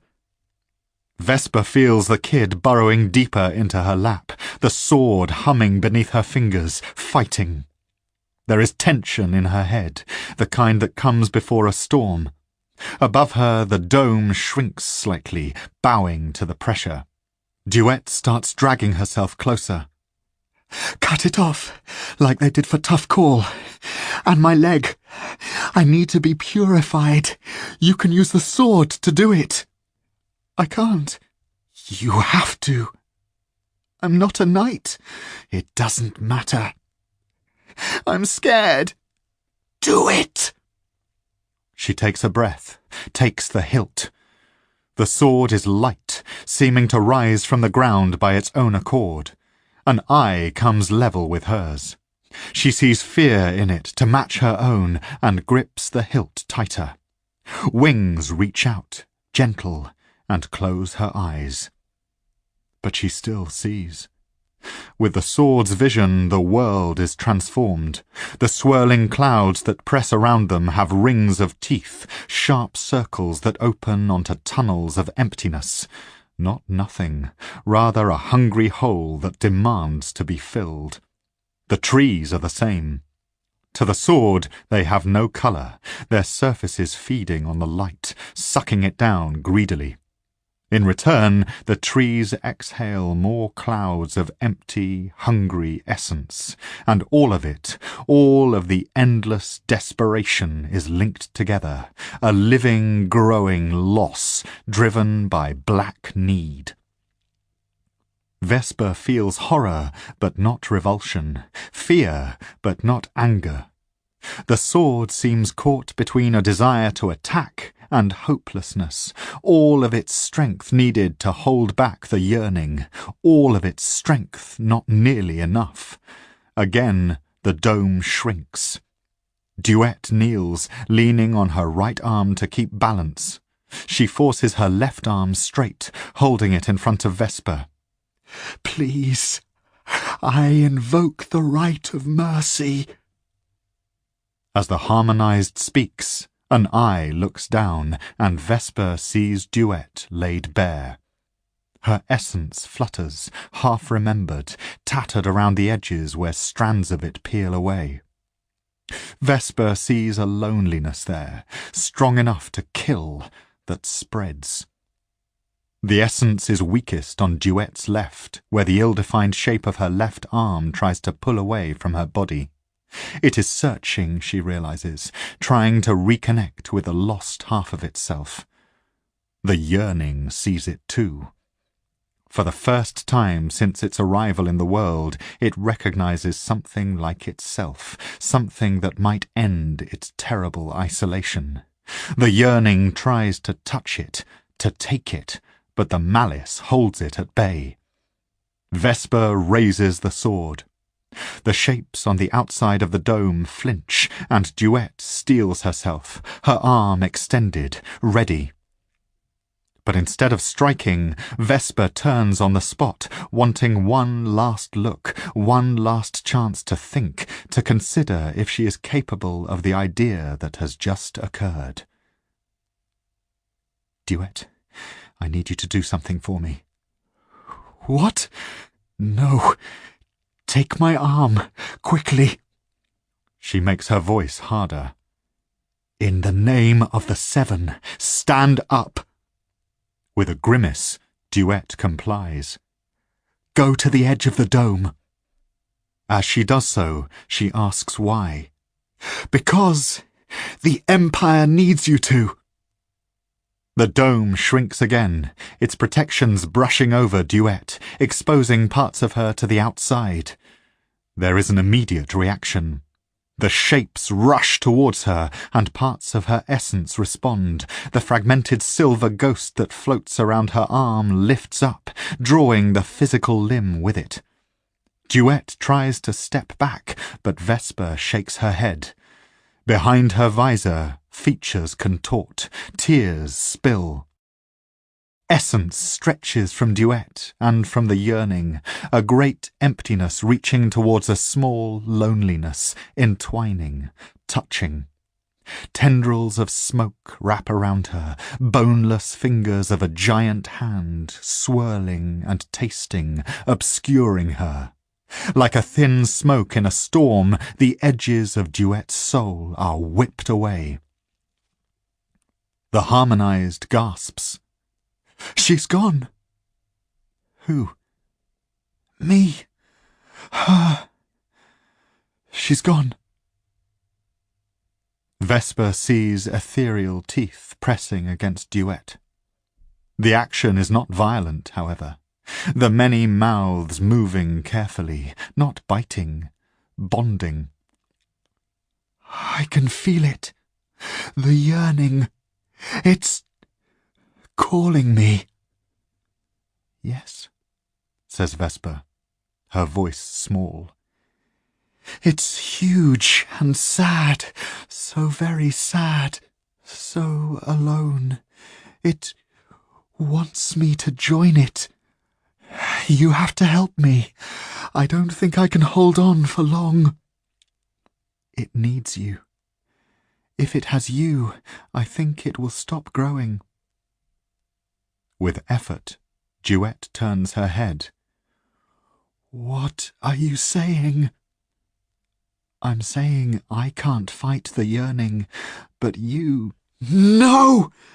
I'd rather die than be an infernal. I know. Vesper brings the sword to her chest. I'm sorry.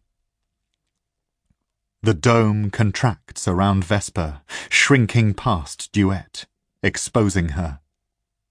Unimpeded, the yearning flows around Duet, whittling away resistance until it finds the core, the need in her to be joined again, the need to belong. This the yearning raises skyward like a trophy. There is a ripple of satisfaction in the mists, and then a distortion. For a moment, Duet's body begins to stretch towards the south, the tendrils of smoke elongating with her. Then both she and the smoke are gone. Sun's light falls suddenly bright, the world reasserting itself, claiming back old ground, burning away stray wisps the yearning has left behind. Vesper falls to her knees, clutching the sword to her. Eyes still squeezed shut, she howls in despair, the sword catching the note, echoing it, extending. Around her, trees shake, chunks of crystal flaking away from brittle branches, smoking in the hostile air. Gradually the sound dies away, leaving behind the soft sobs of a lonely girl. After a time, they too pass. The sword has waited long enough. It takes action. Wings beat once, languid, pulling Vesper to her feet.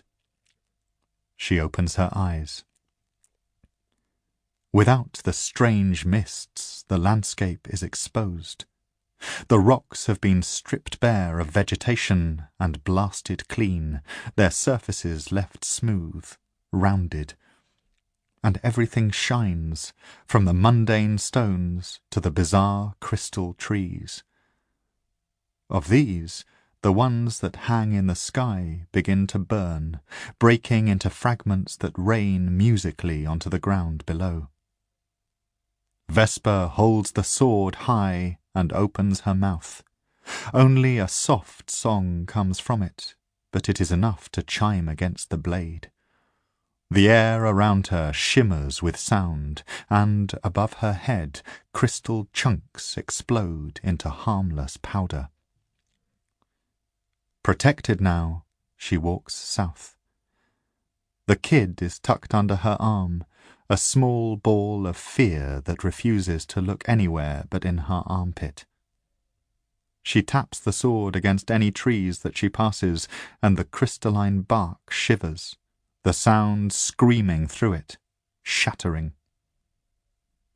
She travels for several miles, seeing no one, the sword drawing her on, until at last she finds a great gash that runs across the land, a rough-edged chasm yawning wide in the distance. The breach. She is the first human to see it in her lifetime.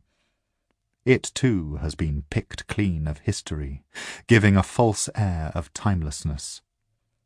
Since the yearning's arrival, the breach itself has been silent. No newcomers have found their way through, and there is no hint of any on their way. From this distance, the breach appears like an ordinary feature of the landscape, fixed, natural.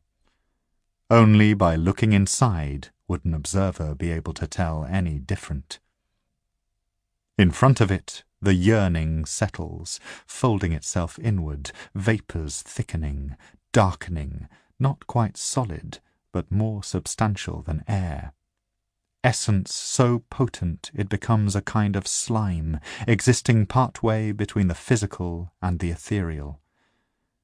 It still dwarfs the girl, but in a conceivable way, as a cloud might dwarf a mouse, infinitely preferable to what was before. Even so, she stops. Feet fidget and shoulders twist, suggesting a desire to turn away. An eye swivels to look at her. She meets it and finds its gaze softer than usual, understanding.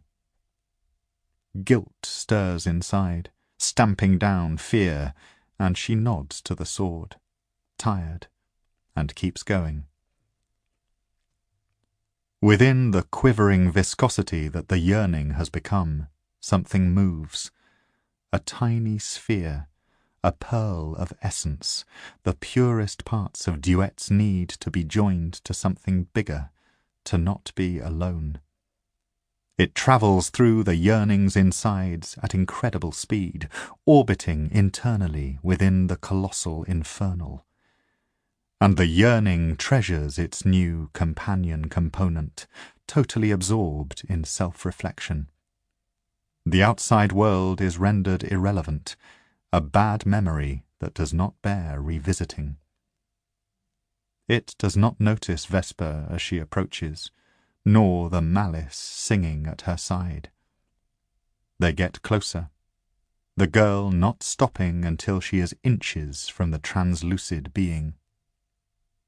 She watches Duet's remains rush past again and again, noting the way the yearning shifts each time. She wonders if it is expressing pleasure. The sword is eager in her hand, keen to finish the job. But Vesper hesitates. There is a kind of beauty here, and an absence of threat. Perhaps the yearning would remain like this if she left it alone. Perhaps she has done enough. She shakes her head, and tears fly from cheeks. Duet's words echo in her mind. I would rather die than become an infernal. I would rather die. Her friend's sacrifice has exposed the yearning's heart, and Vesper knows what has to be done. When the pearl's orbit brings it close, she cries out, giving voice to grief, and plunges the sword into what passes for the yearning's flesh. Singing steel slides easily inside, the point piercing the pearl, infusing it with deadly malice. She pulls the sword free and watches as the pearl continues on its way, changing. Gradually the sphere brightens, a tiny star trailing sparks that spread behind it, birthing new spheres that immediately start new orbits, whirling faster and faster until the infernal's innards appear like the night sky. The essence comets follow their orbits doggedly, chasing their own light trails until they catch them, forming bands that burn, widening, blurring together until the yearning is eclipsed. The multitude of lights blend into one, a chorus of wounds that build to a final flare, dazzling, deafening, overwhelming, peaking, then calming, echoing in pulses, each softer than the one before, fading away. When they are gone, nothing of the yearning remains. 1,070 years ago.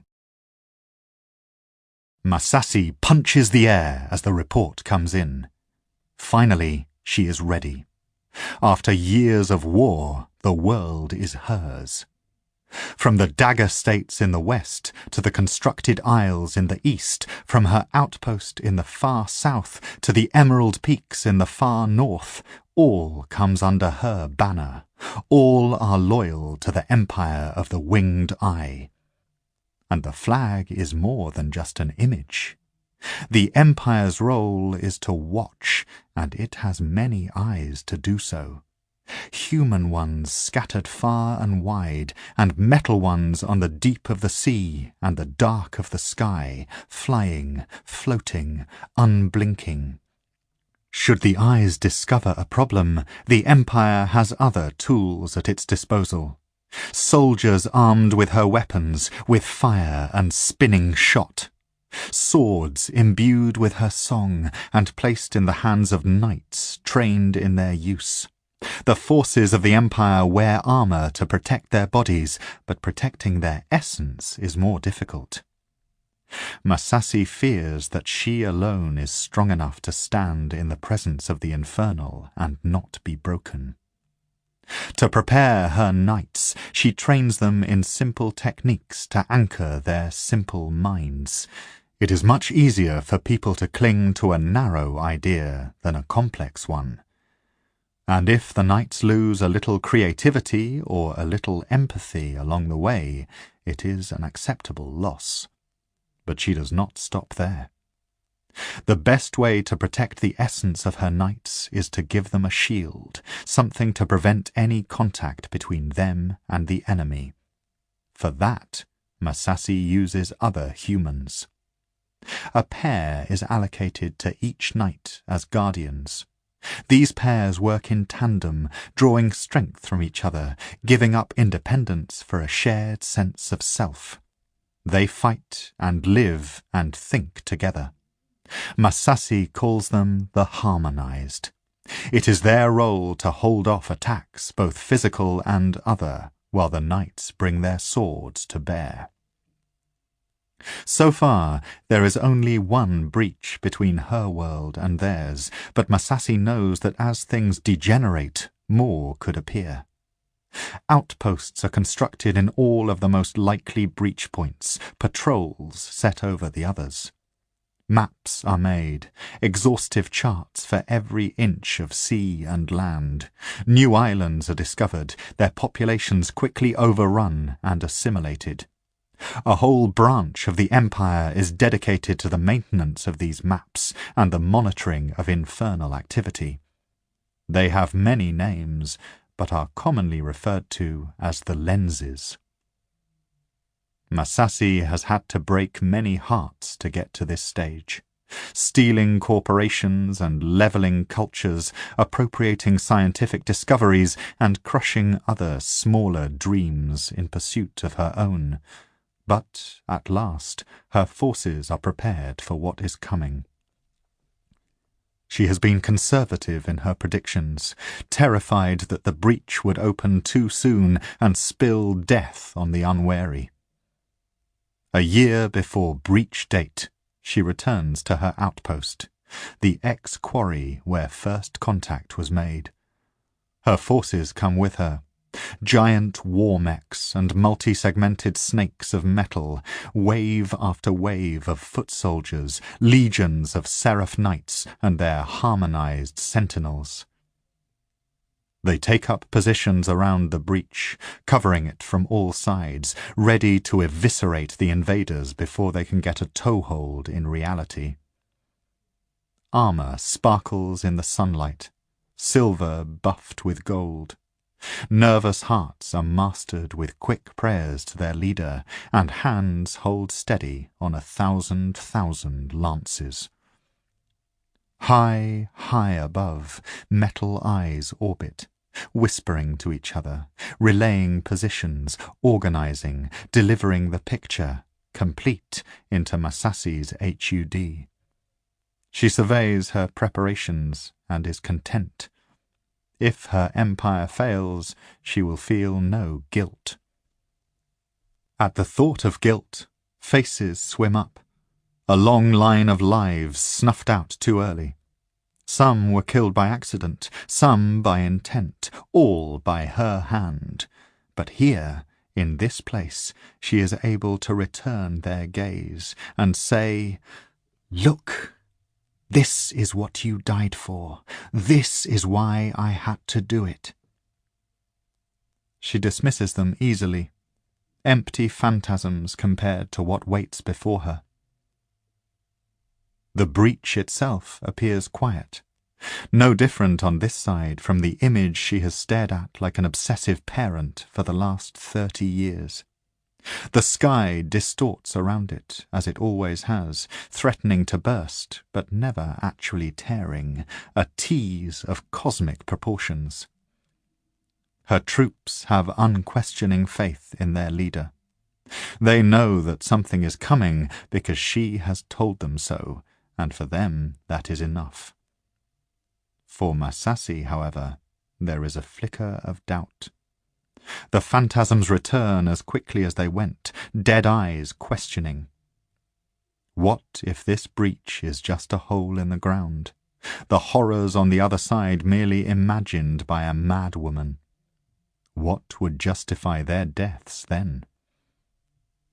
She climbs out of her war mech, gliding down into the blast zone that exists between the front line of her forces and the breach.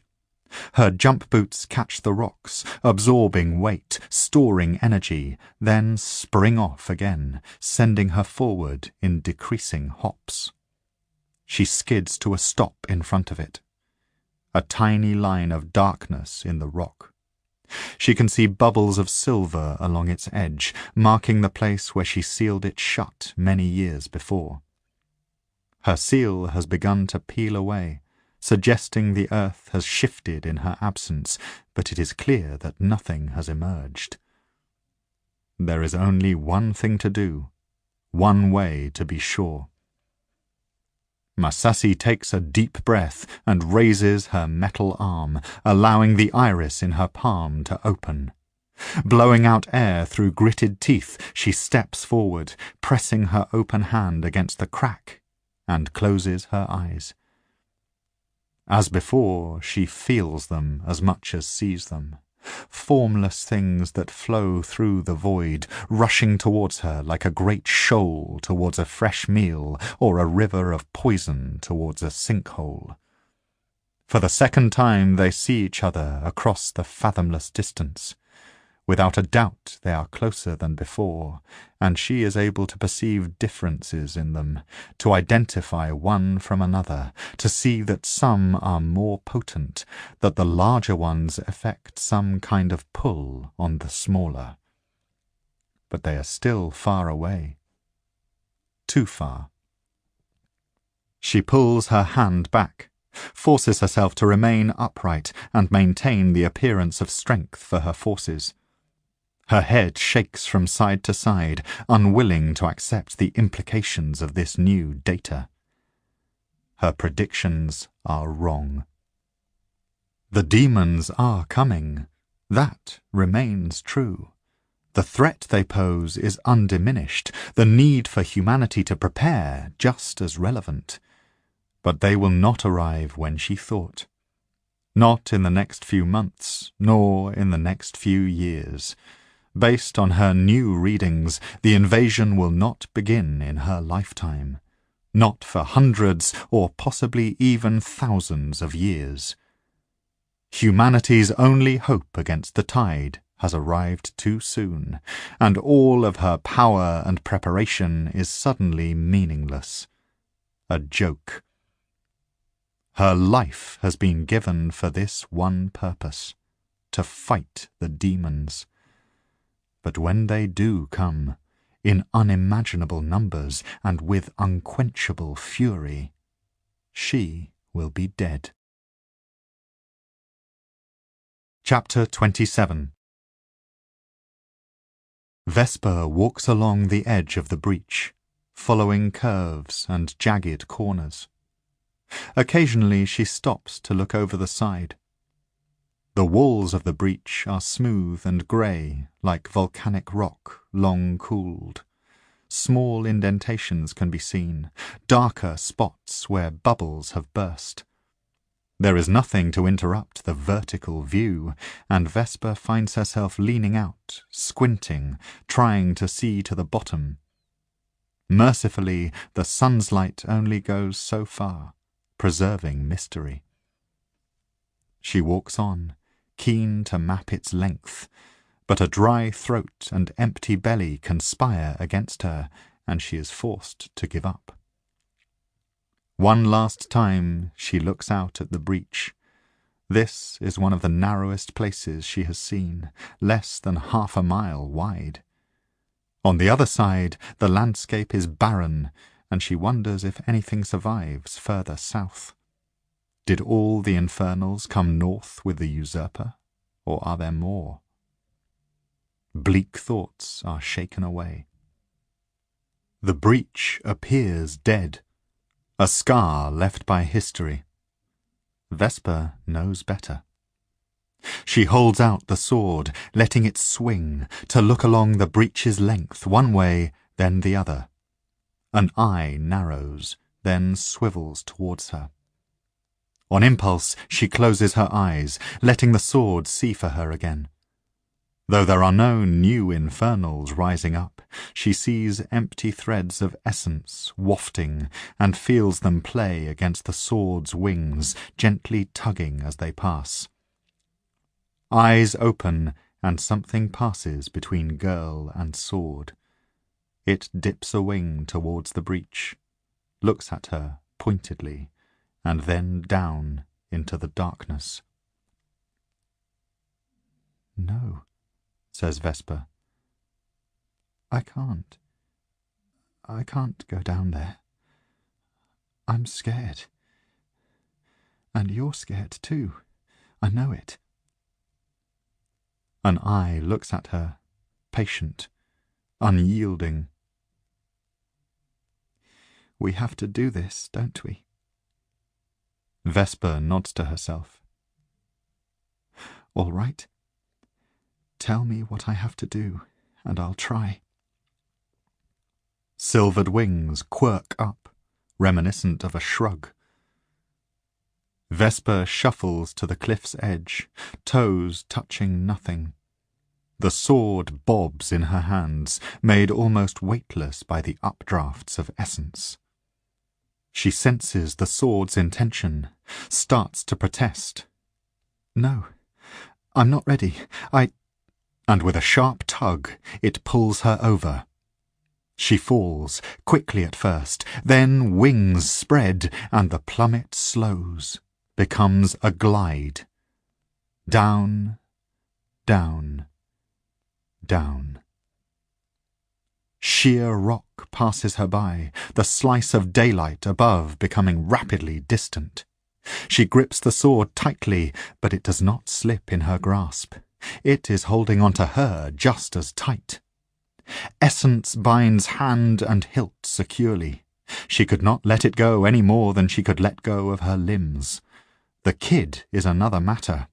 Only a firm arm keeps him close. Deeper they go, beyond the reach of the sun's light, to the very bowels of the world. And there, twitching, malignant, is the heart of the breach itself. After being stretched wide to birth the yearning, it has shrunk down, a puckered sphincter shadow of its former glory. In time it will recover and stretch again, refilling the crack in the earth with alien emptiness. Vesper does not intend to give it that time. Essence is visible here, arriving in constant gasps from the breach, casting a greenish pall. She slides down to a nearby ledge, stumbling, holding the sword out for balance. Briefly she teeters, looking out over the crack that goes still deeper, seemingly without end. With a single stroke of its wings, the sword pulls her back. "Thank you," she whispers. The kid is placed carefully into a nook. He whimpers, but does not move, head tucked firmly into his belly. Together, girl and sword sing. Softly at first, Vesper's voice is uncertain, slipping from high to higher in order to find the right note. The sword waits for her, keeping tune simple, soft, holding back its power. She finds it, and briefly their voices swell together with strength. Then she loses it, finds it again, struggles to hold the sound. She has not been trained for this, but the instincts are there, imprinted early in the days before her conscious memories. The edges of the breach retreat from the sound, sucking inwards, shrinking, wrinkling, like a slug doused in salt. On the other side of it, in the realms beyond, infernal shapes not yet born hear the disturbance, are drawn nearer. They see the breach, notice the change, see their chance to enter our world vanishing, and, as one, they dive forward. None have names, none are fully realized yet, but they are different in size and potency and potential horror.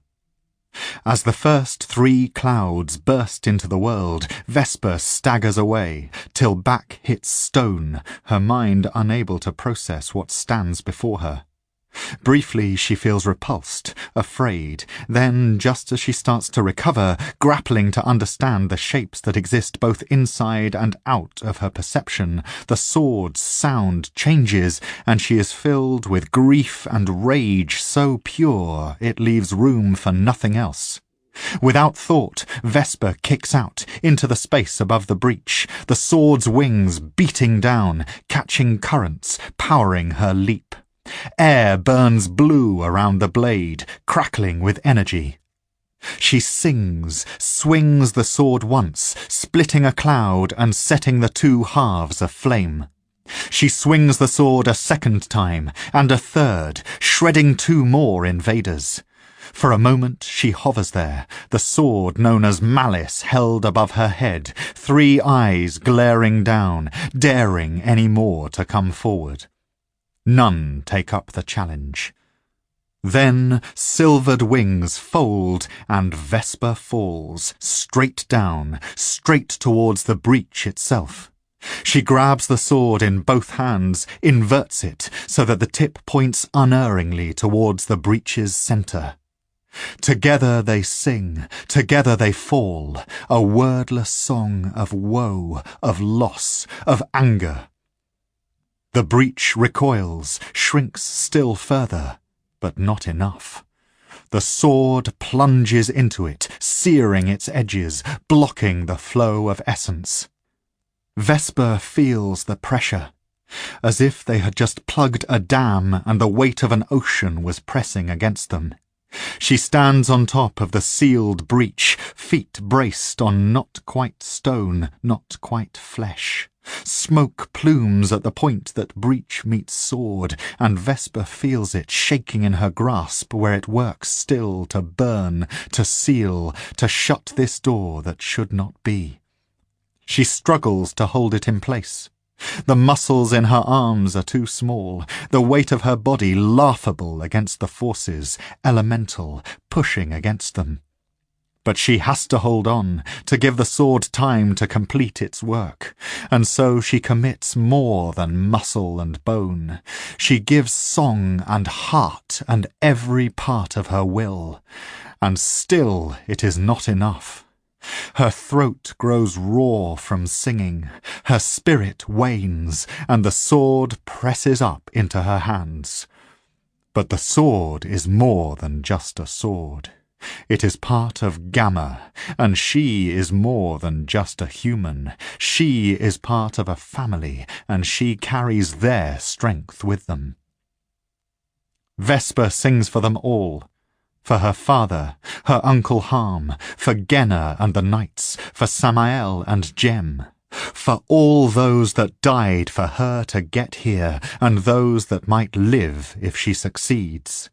And when that is not enough, when the urge to stop becomes unbearable, she thinks of duet. And her song surges again, filling the air with sound and fury and fire. And then, with a hiss, the sword comes free, leaving a husk where the breach was. Silvered lines like scars stitch the sides together, binding fast. The echoes of their song fade, the light going with it. Vesper sways, stumbles. Somehow she staggers back to the ledge, dragging the sword with her, before laying down and passing out. Rough stone pokes at soft skin, forcing the end of sleep. Vesper groans. Around her it is dark, save for a distant slit of gold far above her. She switches the navpack to torch mode and hauls herself upright, picking up the sword soon after. It feels heavy. An eye moves sluggishly, glancing at what remains of the breach. Everything appears as it was, and an eye moves to close. "Wait," begins Vesper, then gasps, her throat raw and burning. "Wait," she whispers. "Can you fly us out?" A wing extends, but with the breach closed, no currents remain to ruffle silver feathers. She puts the sword away and moves to the wall. It is a daunting climb, and the wall looks sheer. For a long time she looks up, then shoulders slump in defeat. She has no idea where to begin. It is easier to sit down. Somehow the victory tastes less sweet now it seems she will die here. I have to try, she mumbles, standing once more. A few abortive attempts are made. Fingers slip on smooth stone, knees are scuffed. She swears, falls for a third time, and sits down again. Vesper's head sinks down into her hands and stays there. All becomes quiet. From a nearby nook, a dark pair of eyes dare to peek out. The kid sees Vesper slumped forward. He sees very little to eat. But more than that, he sees a climb of such immensity, such wonder, that terror is forgotten. The kid gets up. The kid looks up. The kid begins to bounce. By the time Vesper reacts, the kid has already made a start, hooves naturally moving to the best places, treading a winding path towards the surface. Vesper follows, trying her best to track the kid's progress, to use the holds he reveals. Sometimes the kid waits for her, balancing easily on ledges too small to see. Often he does not. Nails crack and fingertips bleed, muscles ache and limbs tremble. Vesper pauses often, gasping for breath, listening to the sound of little legs clipping merrily above her. But she does not stop. She does not allow herself to stop. With a grim certainty, she realizes that she is not done yet. There are still things to do. And so she climbs. When she finally reaches the top, she allows herself a brief sleep and a cuddle with the kid.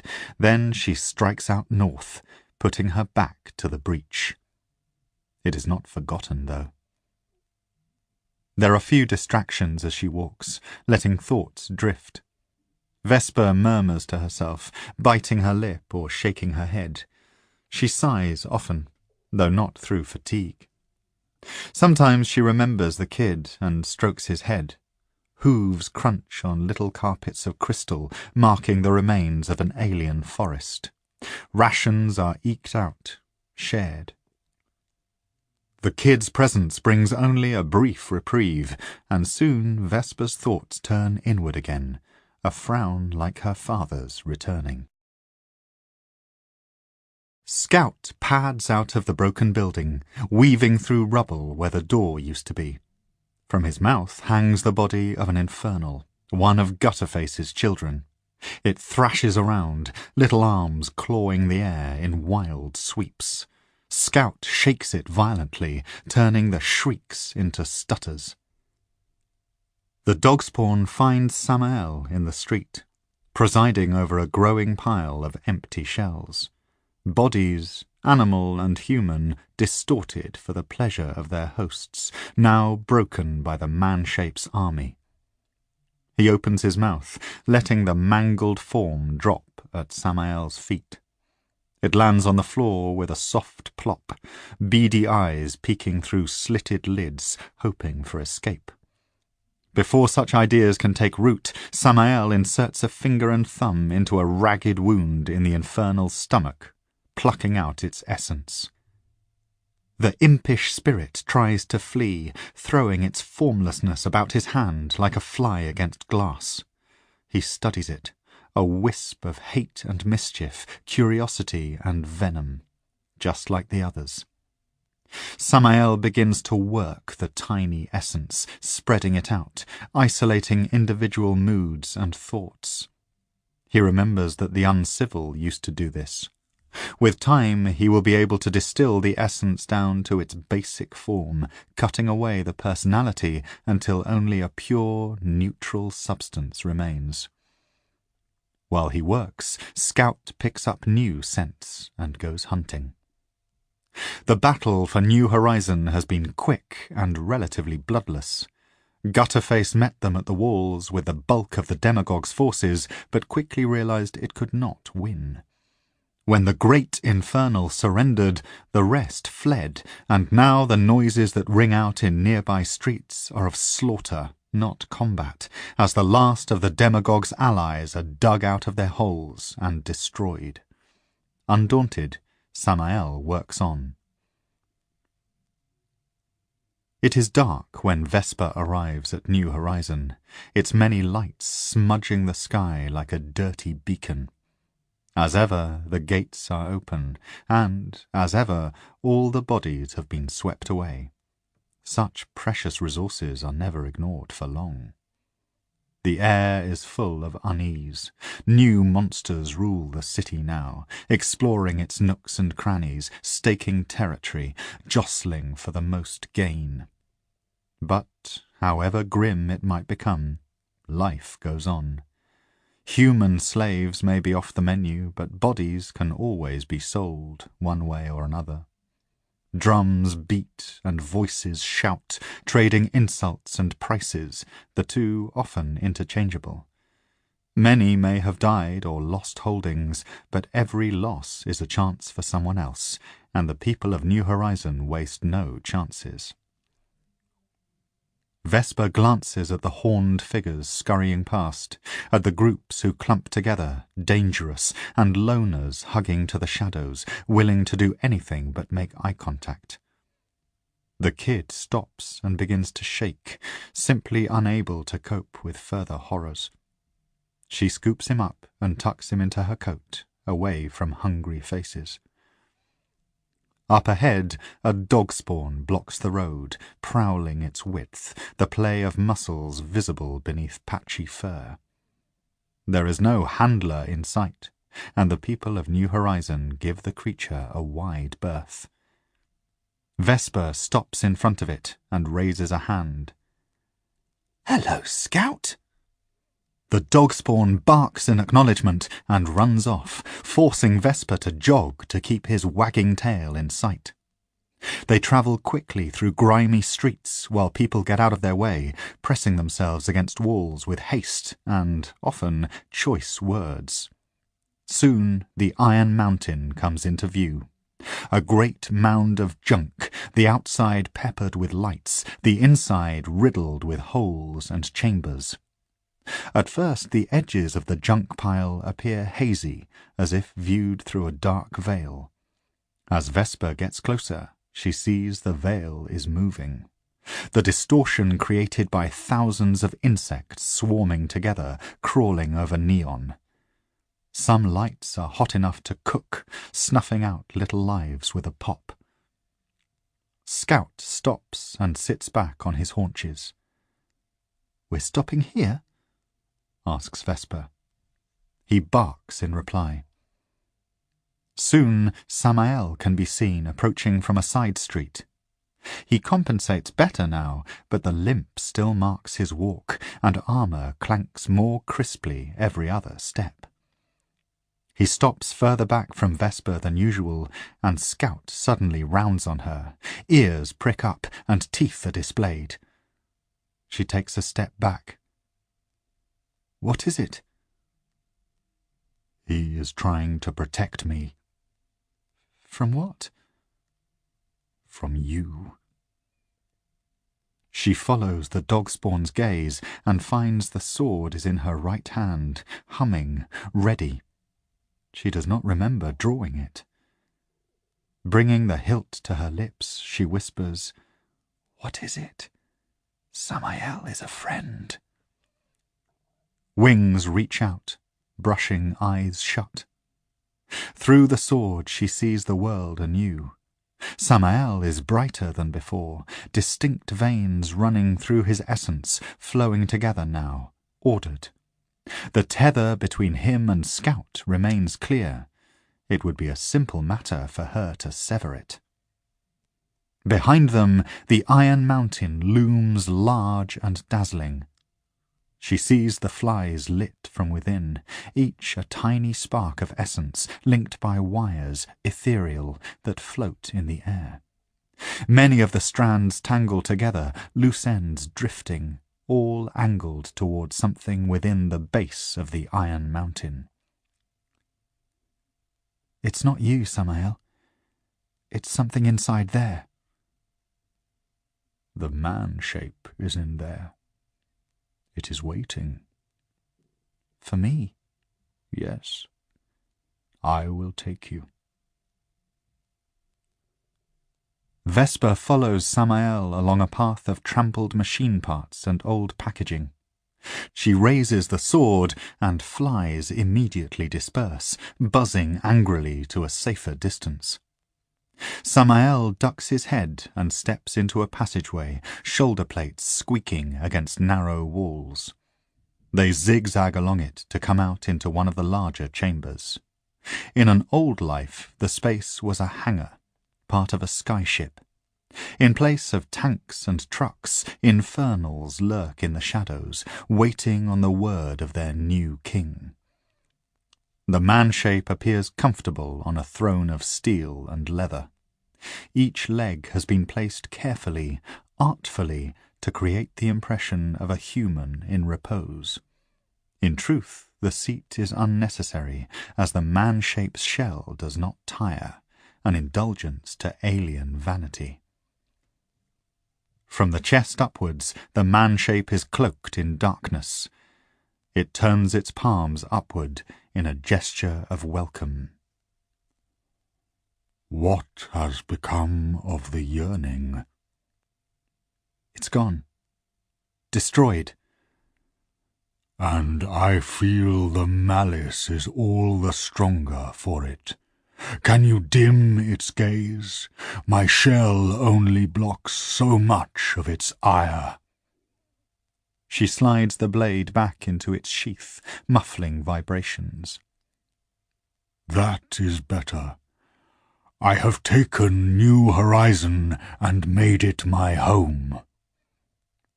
What happened? Is Jem okay? He lives. Samael believes he is not beyond restoration. He is with the mortals claimed back from the demagogue. Did you destroy the demagogue? Not as you mean it. Our kind is different to yours in this respect. The man-shape gestures, and two figures shuffle forward. Each appears like a crash victim, badly restored. Vesper covers her mouth, swallowing repeatedly. Where once stood our enemy, Gutterface, I have two new members of my court. Their essences have been diluted and blended. Vesper, meet Gutter Shamble and the Faceless Prince. The man-shape gestures again, and they retreat meekly to their corners. The demagogue is a different matter. I have sealed it within its palace. Why didn't you kill it? I only kill when I need to. Aren't you worried it will break out? No. After all the exits were sealed, we collapsed the palace around it. But a powerful infernal could survive that, couldn't it? It will have survived. There is no question of that. But I hope it will be too broken to free itself. Vesper shakes her head. You should have gone in there and killed it. Our agreement was that I take the city and free the enslaved mortals, nothing more. The demagogue is too powerful to defeat and remain unchanged. My solution is satisfactory for all parties. Okay, then. I suppose we're done. Only... Yes. I don't know. It feels like we've started something here. What happens now? Now you go back to your home. Yes, but I know our peoples have fought, and, well, I was hoping there could be a different way. I mean, you're not the usurper, and I'm not the Seven. We might be able to find a way to understand each other. I am listening. I don't have the answers yet. There's a lot to think about. But I'd like the chance to speak to you again one day. You are welcome here, Vesper, so long as you can muffle the malice. Then I'll take Samael and Jem and be on my way. Yes. Tell me, how do mortal allies show their appreciation to each other? I don't know, but I think you just did. Good. And are you appreciative of me? I am. And we will speak again, I promise. Chapter 28. They leave New Horizon together. A dog spawn, a small goat, a half-breed knight carrying a wasted man, and a young girl carrying a sleeping sword. They have supplies for those that need them, and fresh clothes for Jem and Vesper, though Vesper still wears the old coat. She has grown since she first put it on, the edges brushing ankles rather than heels. Sleeves still hang too long, gobbling everything from sight save fingertips. There has been a change in the wind, and clouds have come, papering the sky grey. Just outside New Horizon, Vesper comes to a stop. "Oh," she says. Jem sits up in Samael's arms. Sunken cheeks have regained some colour, and eyes some of their old sharpness. "What is it?" "I don't know how we're going to get home. I've been so busy thinking about the man-shape and New Horizon and Tough Call and Verdigris and the Yearning and, well, everything, that I haven't thought about how we're going to cross the sea." "How did you get here?" "I came in a skyship, but it was shot down."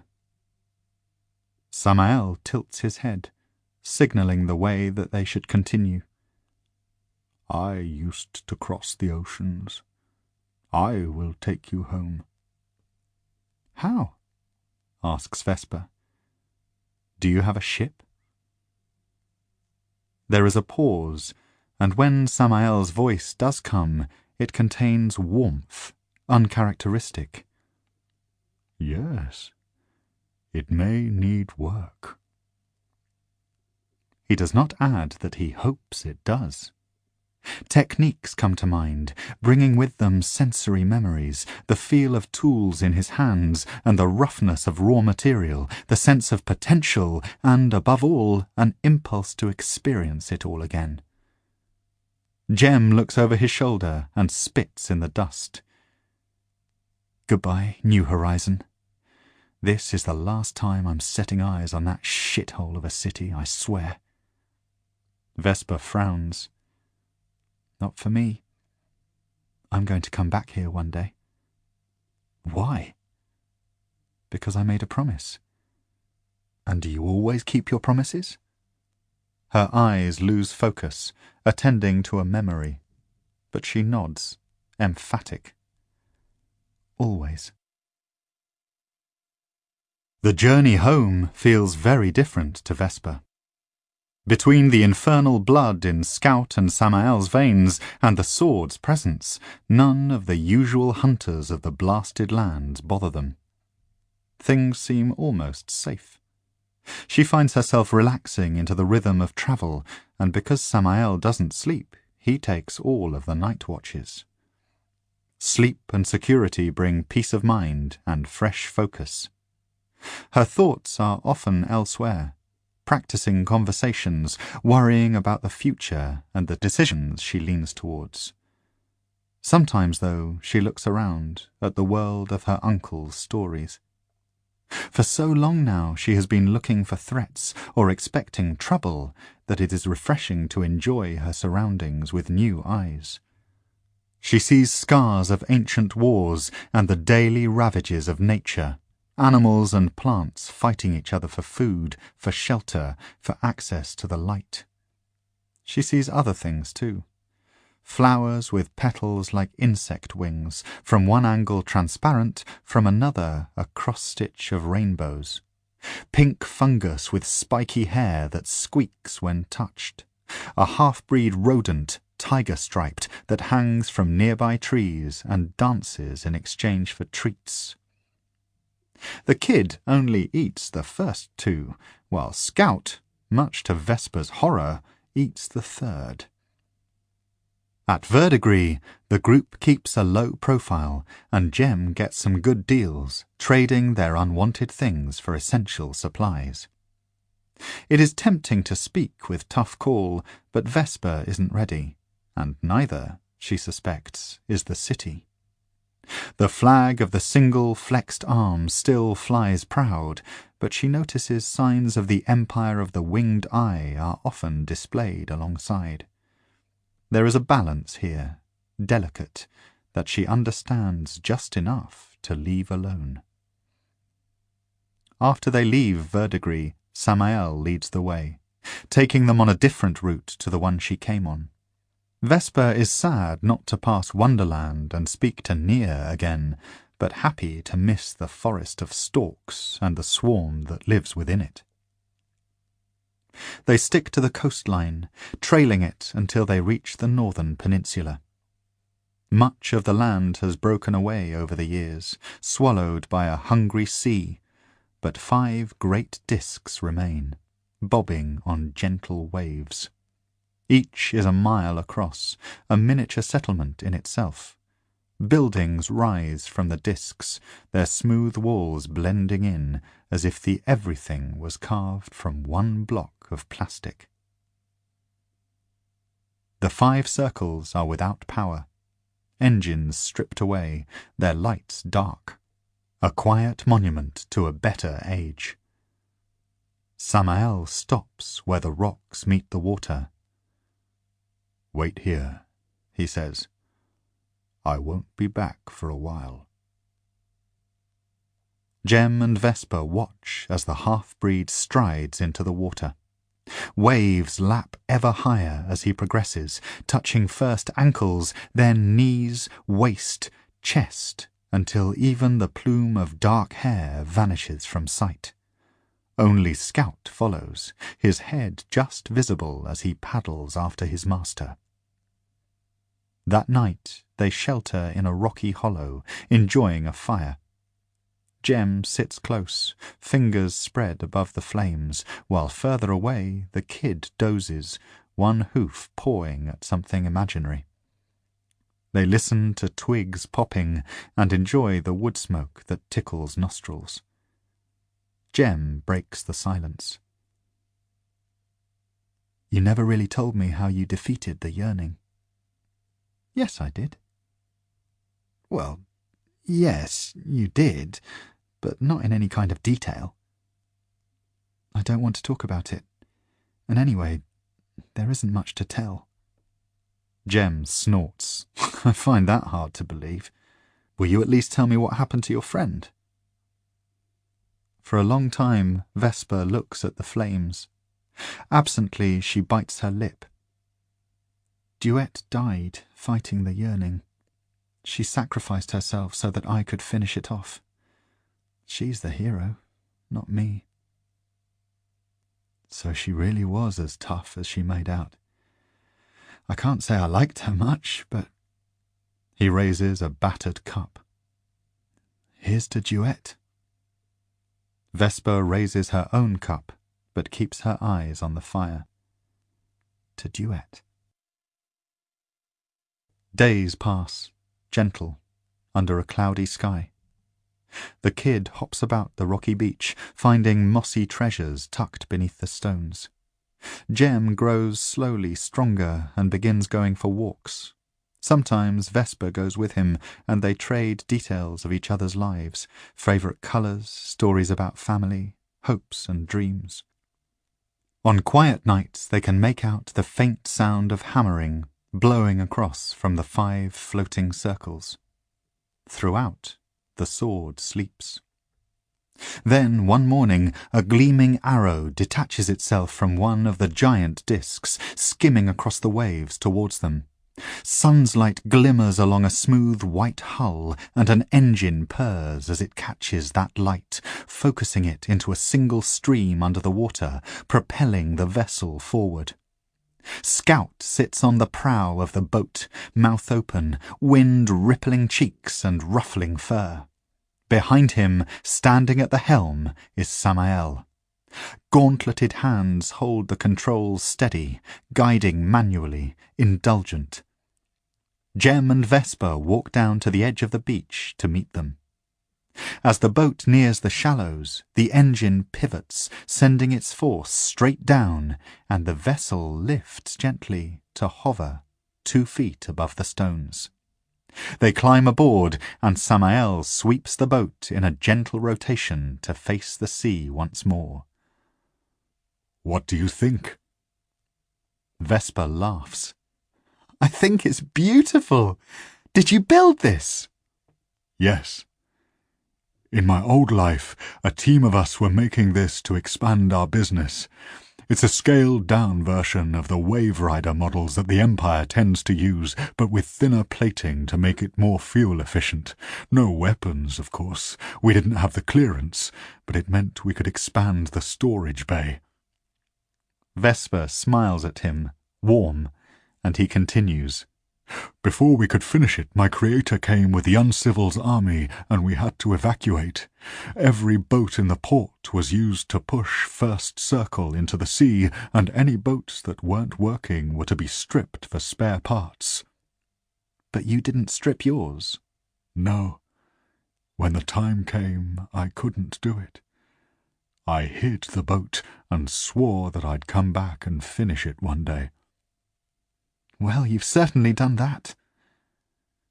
Samael runs his hand across the top of the main display screen. "All it needs is a name.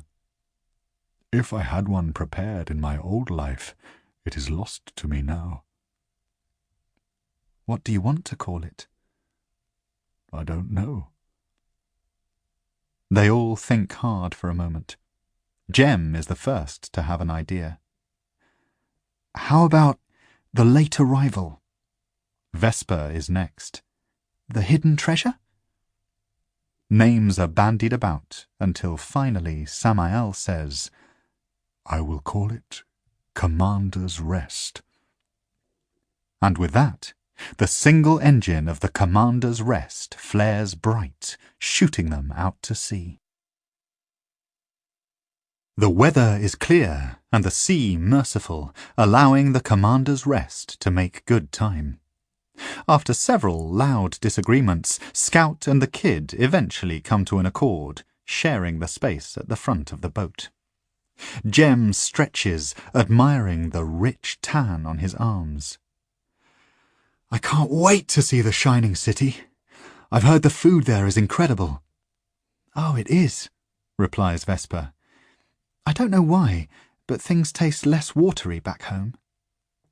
"You must be looking forward to it." "I am. I can't wait to see my family again." She sees him look away, misunderstands. "And I was going to say, I can't wait for them to meet you. You'll love them, I know it, and they'll love you." "Maybe." She prods his chest. "There's no maybe about it. You'll all have to get on because you'll be staying with us." "I will?" "You will." He prods her back. "And what about me? Do I get a say in it?" "No." An expression of mock offence is taken, but fails to hold. He grins. "Good. Next stop, the Shining City." "Not quite," Vesper replies, suddenly serious. "We can't go back yet. We have to go to Sonorous first." "Why?" "I made a promise there that I have to keep." Jem shakes his head.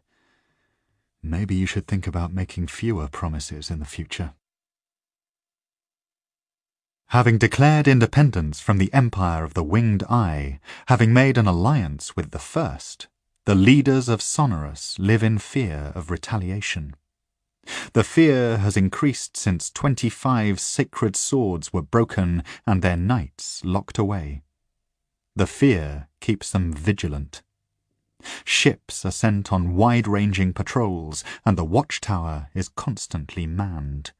Traps are left in the deeps to discourage submersible craft from getting too close. But all of these measures are set against the arrival of a war fleet, and most of those point to the north. As such, the Commander's Rest is able to glide into Sonorus's port without even raising an eyebrow. The island is crescent-shaped, the natural formation of the rock extended by metal plates to create a large bay of calm water.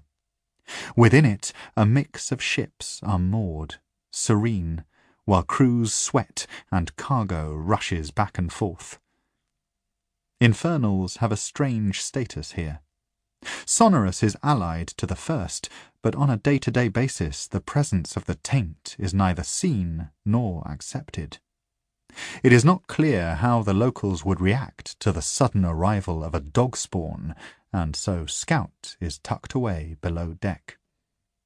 Vesper and Samael step off onto dry land, leaving Jem and the kid behind. They make their way into town, following the tradeway directly through the port and on past densely packed living blocks towards the prison. Every inch of space is used, buildings squeezed together on the ground and strewn across the mountainside, staggered, with lifts running between them. Above the main town are the engine levels and machine factories, and above that the featureless block of silver that houses the Harmonium Forge. Between the top of the forge and the bottom of the watchtower are a scattering of private dwellings, a few of which perch on top of the cliffs, their residents paying the price for the finest views. On the opposite side of the wall, suspended above the sea, is the great prison complex. Each cell dangles from sheer rock, unsettled by the constant winds. Unlike most cells, these ones have no door, tempting their prisoners with an illusion of freedom. There are stories of those that jump. None of them end well. The only way to get to the cells is via the watchtower. Vesper takes the long way, unwilling to trust the lifts or to explain herself to those that run them. They pass through the town without challenge and begin the long hike up the mountain, following the path as it snakes back and forth, climbing, slow. The number of pedestrians decreases with each new level until they walk alone, two figures standing out. Vesper pauses to catch her breath and turns to admire the view. From above, Sonorus looks like a claw grasping the buildings, squeezing them together. Further down the path, a unit of uniformed troops assemble, 4 rows, red and neat, lined up in front of a crawler tank. Vesper bites her lip. I was hoping they hadn't noticed us. Samael says nothing, and the two continue side by side. The troops follow them at a distance, matching pace, following rather than closing. More of the sonorous independent military wait up ahead, lining both sides of the path, weapons ready. They make no move as the two draw closer. There is room to pass between the lines, but only if Vesper and Samael walk single file. She stops. It is too late to go back, but she finds it hard to commit to going forward. Samael stops a few paces after. What is it? This was a mistake.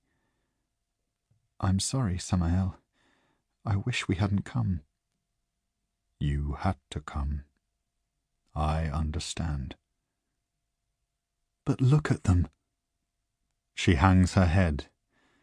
This is a death trap. They're more scared of us than we are of them. She looks at the rows of masked faces. Seriously? They are just people. You are the voice of the 7. Suddenly, the rows of masked faces gain character, distinct. She detects the tension in their limbs and the nozzles of rifles quivering in the air. On sudden impulse, she draws the sword and watches as they flinch, one after the other, a set of dominoes teetering on the brink as the note hums through them. One shrieks, involuntary, the other soldiers pretending hard that it didn't happen, that this is just a normal day. Vesper straightens and walks between the red uniformed walls. On either side, people hold themselves rigid, trying to strike the middle ground between looking away and making eye contact. Ahead lies the watchtower, squatting heavy on the cliff, its flat head butting the sky. Standing before its door is a figure all in black, loose clothes flowing in the wind around armour. The sword hums, growing steadily in volume as she advances towards it. By the time she and Samael are within speaking distance, the sound has deepened into something approaching a growl. Unlike the others, the figure shows no concern at their approach. From behind the cliffs, 2 skyships rise on streams of light, hovering either side of the watchtower. Broken swords hang from their wings, chiming together, off-key and despairing. The figure takes a step forward, spreading its hands. Do you remember me? I remember you. You have shot me, incited others to attack me, and now you come again in anger. Guns and lances and swords, that is your way. It is not mine. I am the first, and it is my custom when dealing with your kind to attempt to reach an accord before resorting to violence. However, it seems that despite the futility of your situation, you have no wish to talk. Vesper continues walking until she stands barely 3 meters away. She plants her feet and stares straight into the mirrored black of the first's helmet. I do want to talk. My name is Vesper. I bear the sword and speak for it. I've not come to fight. Strange, then, that you come with the malice bared. Well, you do have 2 skyships and half an army here. The first does not react, and she continues, hasty. I'm here to make you an offer. This is unexpected, but welcome. I haven't come here to attack Sonorous or to attack you. I just want the knights that you took prisoner. Let me take them with me, and we'll all leave you in peace. That is not an offer. It is a demand. And if I do not return your people to you, what then? Vesper swallows, tries to keep her voice calm. It is an offer. I'm offering to hold back the malice. I'm offering to stand between you and it. You think that you are in a position to threaten me? Vesper glances at the skyships and the weapons trained on her. She looks back at the rows of armed soldiers, and lastly she looks at the first, remembering what it is capable of. I think, she begins, that you're scared. If you weren't, you wouldn't have bothered with all this. I think that the men in those cells have suffered long enough. You've broken their swords. They can't hurt you anymore. I think their freedom is a small price to pay for peace. The malice has sealed the breach. It has destroyed the usurper and the yearning. She closes her eyes, letting the sword see for her. You are nothing in comparison. The malice is broken. No, you are broken, and Gamma is dead. The malice is sharper than ever. Eyes still closed, she takes another step forward. Do we have an accord? The first steps back, bumping into the watchtower's door. Vesper steps forward again, closing the space between them. The sword shakes angrily in her hand, and the air around it shimmers with heat, sparking blue. Do we have an accord? You will take them and leave? You swear it? Yes. Then stop! Stop! We have an accord. Your people will be set free. Vesper's eyes open, triumphant. She pulls back the sword a fraction, nodding to it. Good. A line of knights kneel by the docks while Samael prepares the boat. Jem and Scout stay below deck, tucked away in storage, hidden. By contrast, the kid stands on the prow of the ship, glaring at the newcomers. Vesper walks along the line, talking to the knights as she passes. Solemn faces drain her enthusiasm, her smile sagging by the time she gets to the end. Samael gives the signal, and one by one the knights climb on board.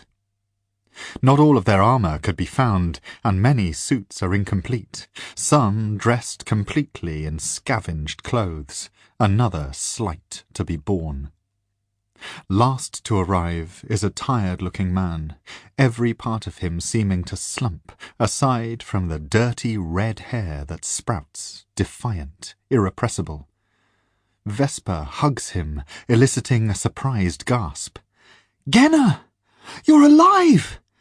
But I saw you fall. I'm so glad you're alive. I thought you were dead for sure." So did I. He chokes something back, looking up to stop tears from spilling. But the first wanted me alive.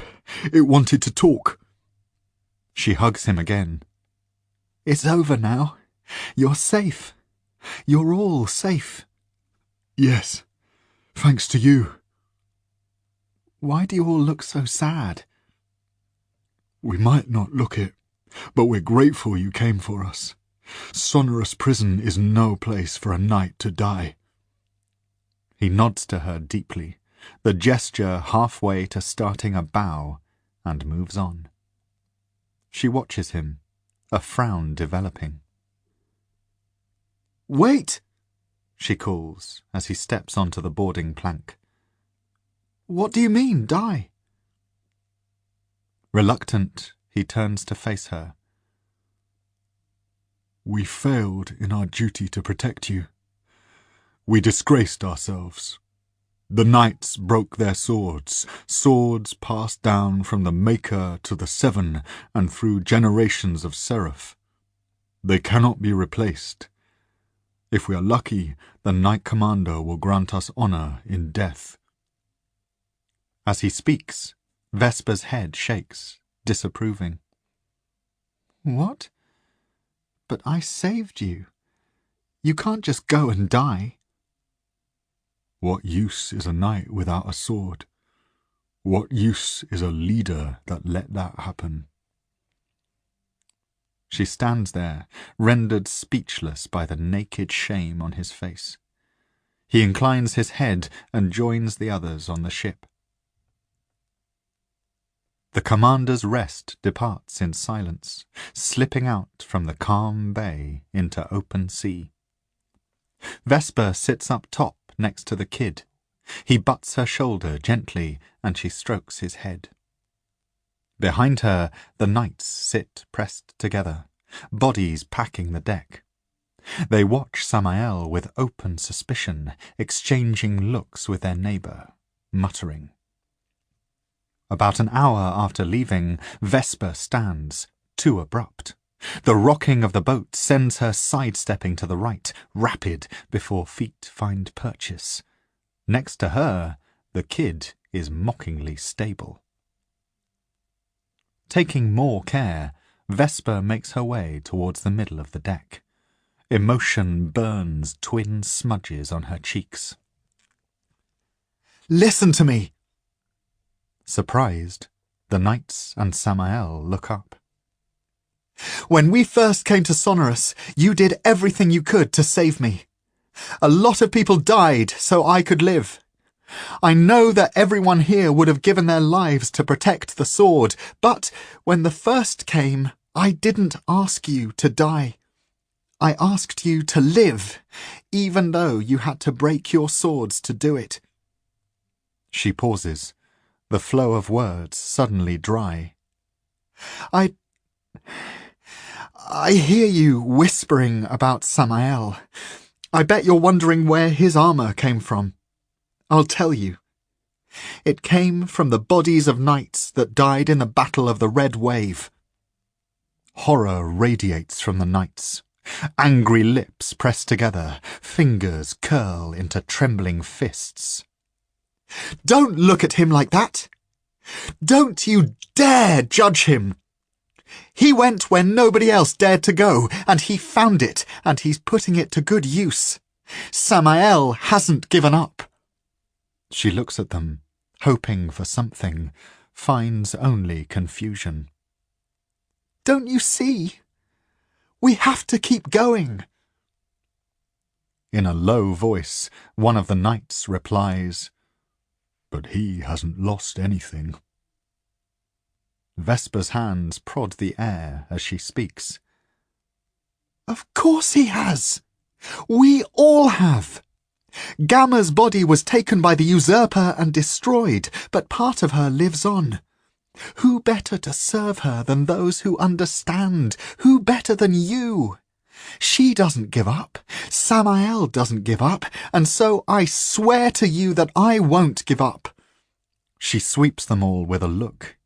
When we get back to the Shining City, I'm going to tell the Knight Commander that thanks to you and our unit, to Genna, she pauses for the briefest moment, to Duet, and thanks to Samael, I was able to take the sword to the breach, to seal it and stop the greatest infernal ever from coming into our world.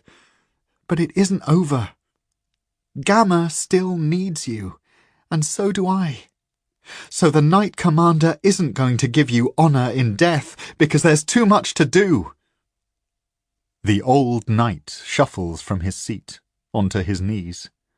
He begins to intone the litany of the winged eye. Another follows, then two, then more, like a wave, prostrating themselves before her. Wait, she says, silencing them.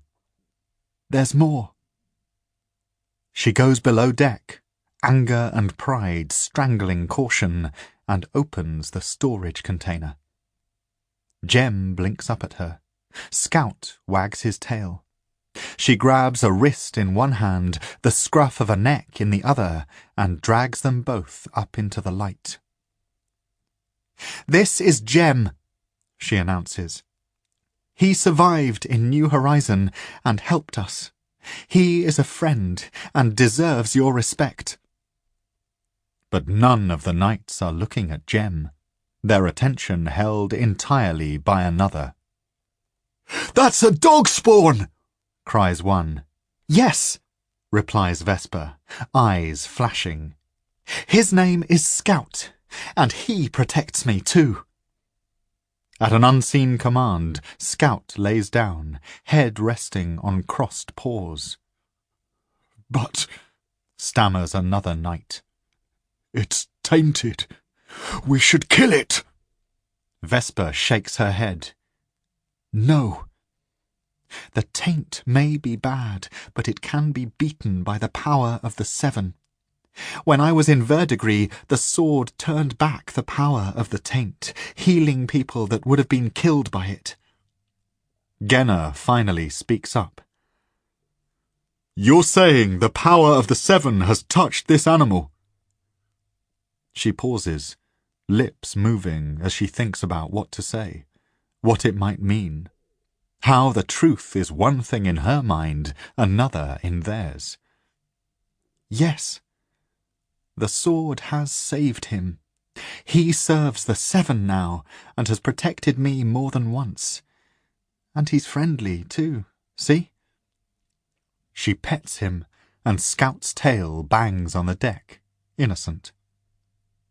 The knights relax into a state of shock. Fists open and jaws slacken. Vesper returns to her place up top. Scout goes with her. Later, Samael finds her there. What you said on deck about me. Thank you. She smiles at him. It was true, every word, and I couldn't stand the way they were talking about you. Yes. All the same, when we arrive at the Shining City, I would ask that you let me stay with my boat. Why? Because I don't belong. She takes breath to argue, but looks into his mismatched eyes and changes her mind. Where will you be? Here, on the sea. Her smile loses some of its sparkle. Of course. Will you ever come back? Yes. And when I do, I'll come to the place where I've dropped you off. If you ever need me, leave a message there. Chapter 29. Vesper and Jem walk hand in hand between neatly arranged trees, an army of spears, perfectly straight, smooth, that explode with life at the top, branches and leaves lacing together like tangled hair. Sun's light dapples through the gaps as they walk, winking and warm. The kid trots in front, content, and a unit of knights led by Genna march behind, incomplete armour polished, chests out, chins high. They break from the trees to see hills stretching ahead, uniform humps carpeted in lush green grass. Each one is a dwelling, an upper chamber in a dense network of interconnected rooms tucked under the earth. Between the hills, pillars of silver rise, epic, dwarfing trees and people alike. From their underground dwellings, the citizens of the Shining City emerge, forming lines. They are here to celebrate the return of their heroes. Dignified smiles are prepared, and children automatically assemble in clusters, tidy, ready to sing. As they get closer, Jem seems to shrink in on himself. He sees the myriad faces turned towards him, beatific, cheeks radiant with health, eyes shining and hopeful. The spotless clothes with their simple, crisp lines, the overwhelming sense of order of every person knowing their place and slotting into it like a well-made piece of machinery. His eyes meet theirs, and, in synchrony, they smile. Mindful of his teeth, he does not smile back. Suddenly his tan seems patchy, more burned than beautiful, the bones painfully prominent under the skin. He slows down and lets go of Vesper's hand. Fingers slip, half free, until hers tense, catching them. Vesper's head whips round, concerned. Are we going too fast? I'm fine. You go ahead. We'll go together. He gives her a half smile, lips together. This is your moment. Enjoy it.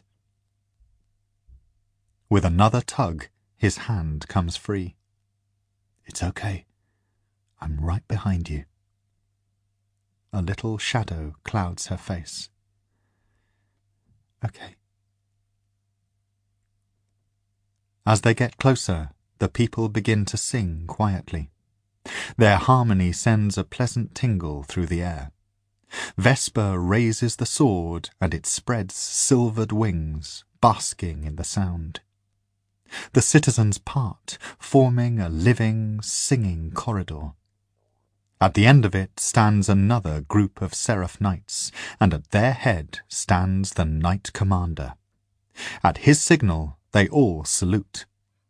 Vesper returns it, and behind her knights do the same with empty hands.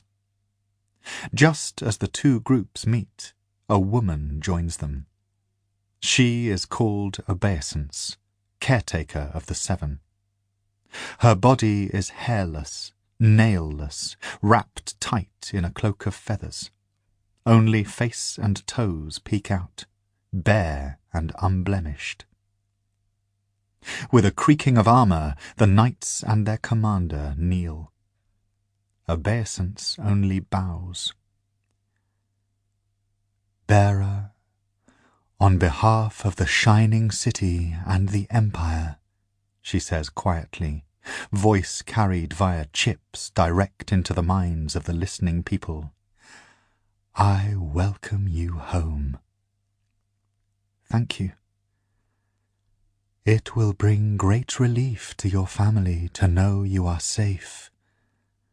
Oh, my sons, father, uncle, it must have been so hard for them. It was, and by extension, she adds wryly, for the rest of us. I don't understand. From the moment they realized you were gone, we have received constant visits from the previous bearer and your uncle.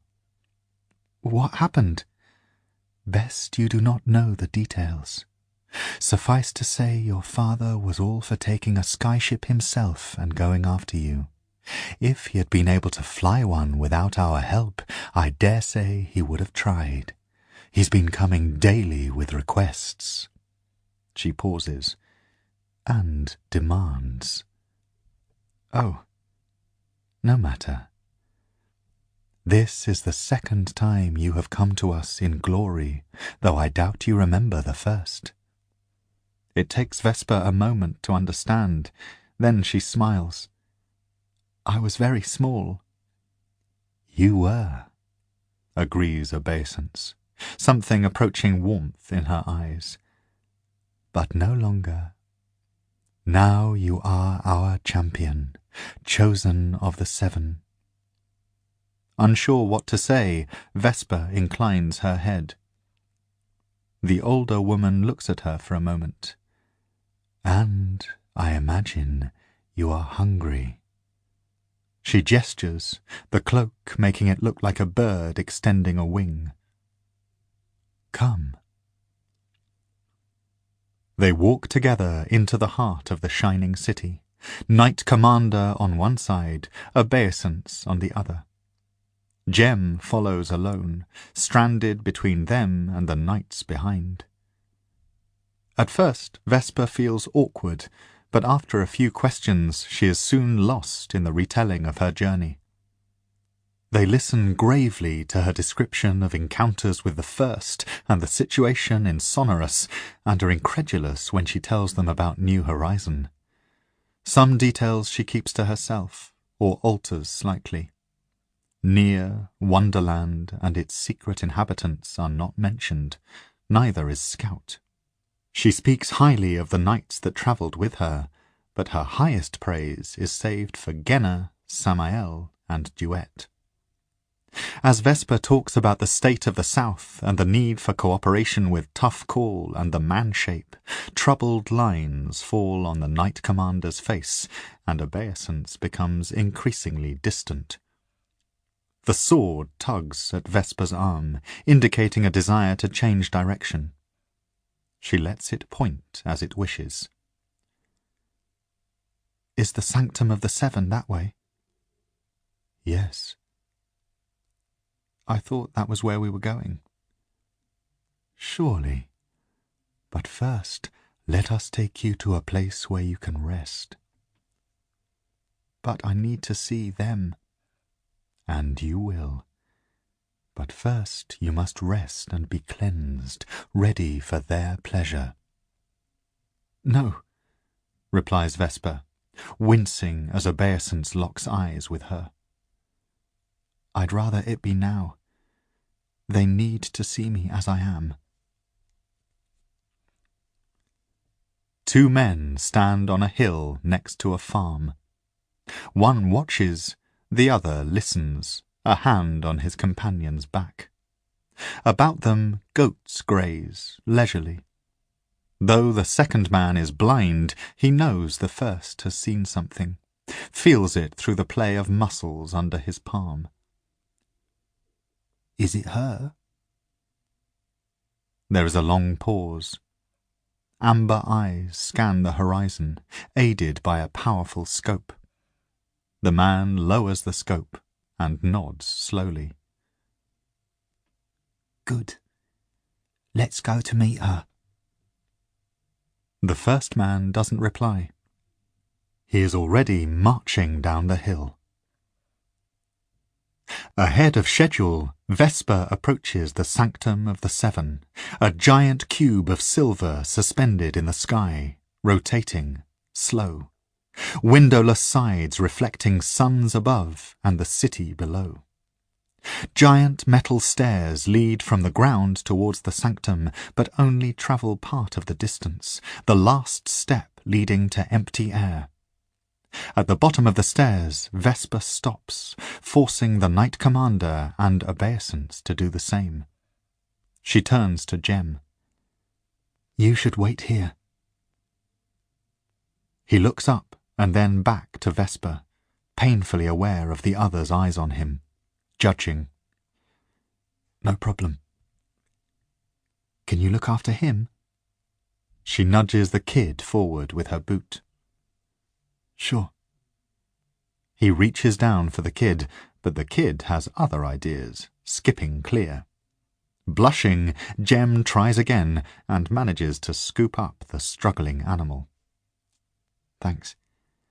I shouldn't be long. Are you? He begins, pausing to get a better hold on the kid's waving legs. Going to be all right? She looks at the sword. The sword looks back. I think so. Her smile is weak. Take care. You too. Obeisance starts up the stairs first, taking them at a stately pace. For all her grace, she moves deceptively quickly, and both the Knight Commander and Vesper struggle to keep up. She's been climbing these stairs every day since she was able to walk, he explains, panting. I try not to make a habit of it. For a time, they both concentrate on the task ahead, the Knight Commander's robotic knees squeaking into the silence. Legs labour and muscles begin to burn while Obeisance moves further and further ahead. When she reaches the top, she does not hesitate, stepping out into open air. Vesper grimaces, then gasps as the other woman's feet find purchase in the ether. Obeisance continues to rise, her cloak making it appear as if she flies rather than walks the remaining distance to the sanctum. How did she? The Knight Commander pauses, and Vesper joins him, both catching their breath. They say the seven carry you the rest of the way. You have to put your trust in them. She raises the sword, closing her eyes as he continues. It isn't easy.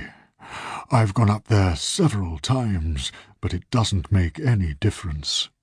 Obeisance says that every day our faith is tested anew.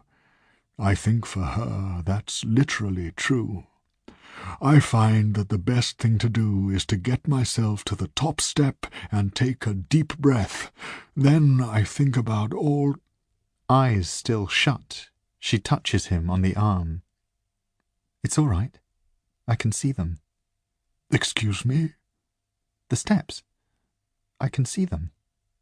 Ah, well, In that case... Paling, the Knight Commander trails off. Vesper steps out and up, coat flapping crazily in the wind. As she ascends, she sees a detail in the flawless walls, a small square of darkness opening, and within it, obeisance. They make their way through the sanctum together. Corridors of silver reflect infinitely, dizzying, the images split by designs etched onto every surface. From the right angle, these designs become faces or wings or swords, multiplied and fractured and multiplied again, picking at sanity. Obeisance is careful to stare straight ahead. Vesper keeps her eyes closed, letting an eye see for her. It twitches left to right, suspicious. At last they reach the inner doors. Obeisance presses her lips to them, whispers, then steps back, pulling the doors open. Vesper steps past the other woman. "The sword wants you to wait for me here." Obeisance complies wordlessly, closing the doors as soon as Vesper is inside. The inner chamber is tall, the roof lost in darkness. Flames flicker on the walls, illuminating 7 alcoves. 6 contain images of perfection, male and female, wings enfolding them, protective. 1 is left dark. The 6 appear frozen. No breath stirs their chests, and beneath their lids, eyes remain motionless. Vesper takes a deep breath. "Hello?" Her voice bounces about the chamber, echoing and rising until it fades into the upper reaches of the roof. She bites her lip. "I was hoping to talk to you. I mean, I am talking to you, but I was hoping you'd be more awake than this. This, says the room. The 6 say nothing. Vesper lowers her voice and steps closer. The yearning is gone, and the breach is sealed. Things are quiet, at least for now, but it won't always be that way. I don't understand why you don't come out. The Empire needs you. There are so many people suffering, and they're all waiting for you to act." The 6 say nothing, and Vesper's cheeks begin to warm. An eye narrows angrily. "Gamma died, and you abandoned her. And you left what's left of her to deal with what's out there, alone. It's too much. People have died, are dying right now. Your people. You're supposed to be protecting us. You're supposed to be leading us." The 6 say nothing. "Out there," she points towards the door, "the Empire is collapsing. We've lost the South and most of the colonies. The sea belongs to an infernal. The world is changing. I've been out there and seen it, and it scares me. It scares all of us. We're waiting for you to give us a sign." She holds the sword high, letting its eye sweep the silent figures. "The sword is waiting too. Please. We need you, now more than ever. Wake up. Wake up and help us make sense of all of this. Please." The 6 say nothing. She grits her teeth. "Well?" Nothing. She lowers the sword, opens her eyes. "Fine. Stay here in your hole." Her head droops, and she looks down at the eye looking up. "Fine," she says again, turning her back and walking away.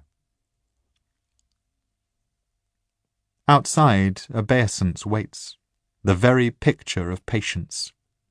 She bows deep as Vesper pushes open the doors, eyes never leaving Vesper's. May I ask what transpired? Vesper takes a deep breath, prepares her lies. The 7 are pleased. They want me to carry on serving them. In what capacity? For too long we have pulled back from the troubles in the south, but now, with the news I have brought, they feel it is time to reach out to our troubled neighbours again. They are rising? No, at least not yet. But I know that they want me to make things better, and they want you to help me. Obeisance looks at Vesper for a long time, until sweat begins to bead on the girl's neck, running down her back. Of course, she says. I was bred to serve the 7. My wishes are but an extension of theirs. In my time serving them, I have found that interpreting those wishes can be difficult, but I'm sure that together we will do what is right. Vesper swallows. Good. There's just one more thing I need to do. Then we can get started.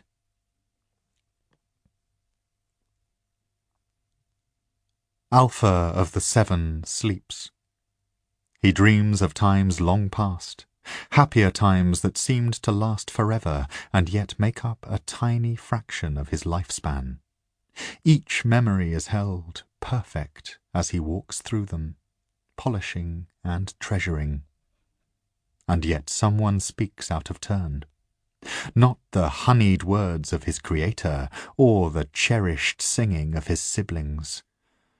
He strips the words away, restoring memory to its previous state. But the other words come back, halting and simple, the words of a mortal. Behind them he hears his sister Gamma, and at once remembers her death. The protective walls of reminiscence crumble, and pain grasps him, dragging him towards the present, where bitterness is a taste ever present in the mouth. He has hidden a long way down, wrapped in layers of memory and denial, and the return to consciousness is slow. But still he comes, inching out of his self-imposed oblivion, stung into action by the words of a mortal. Anger sparks, building within, towards the words, their meaning, the mortal who uttered them, and the world that spawned it all. Away from the shining city, the hills are just hills, unmanufactured, random.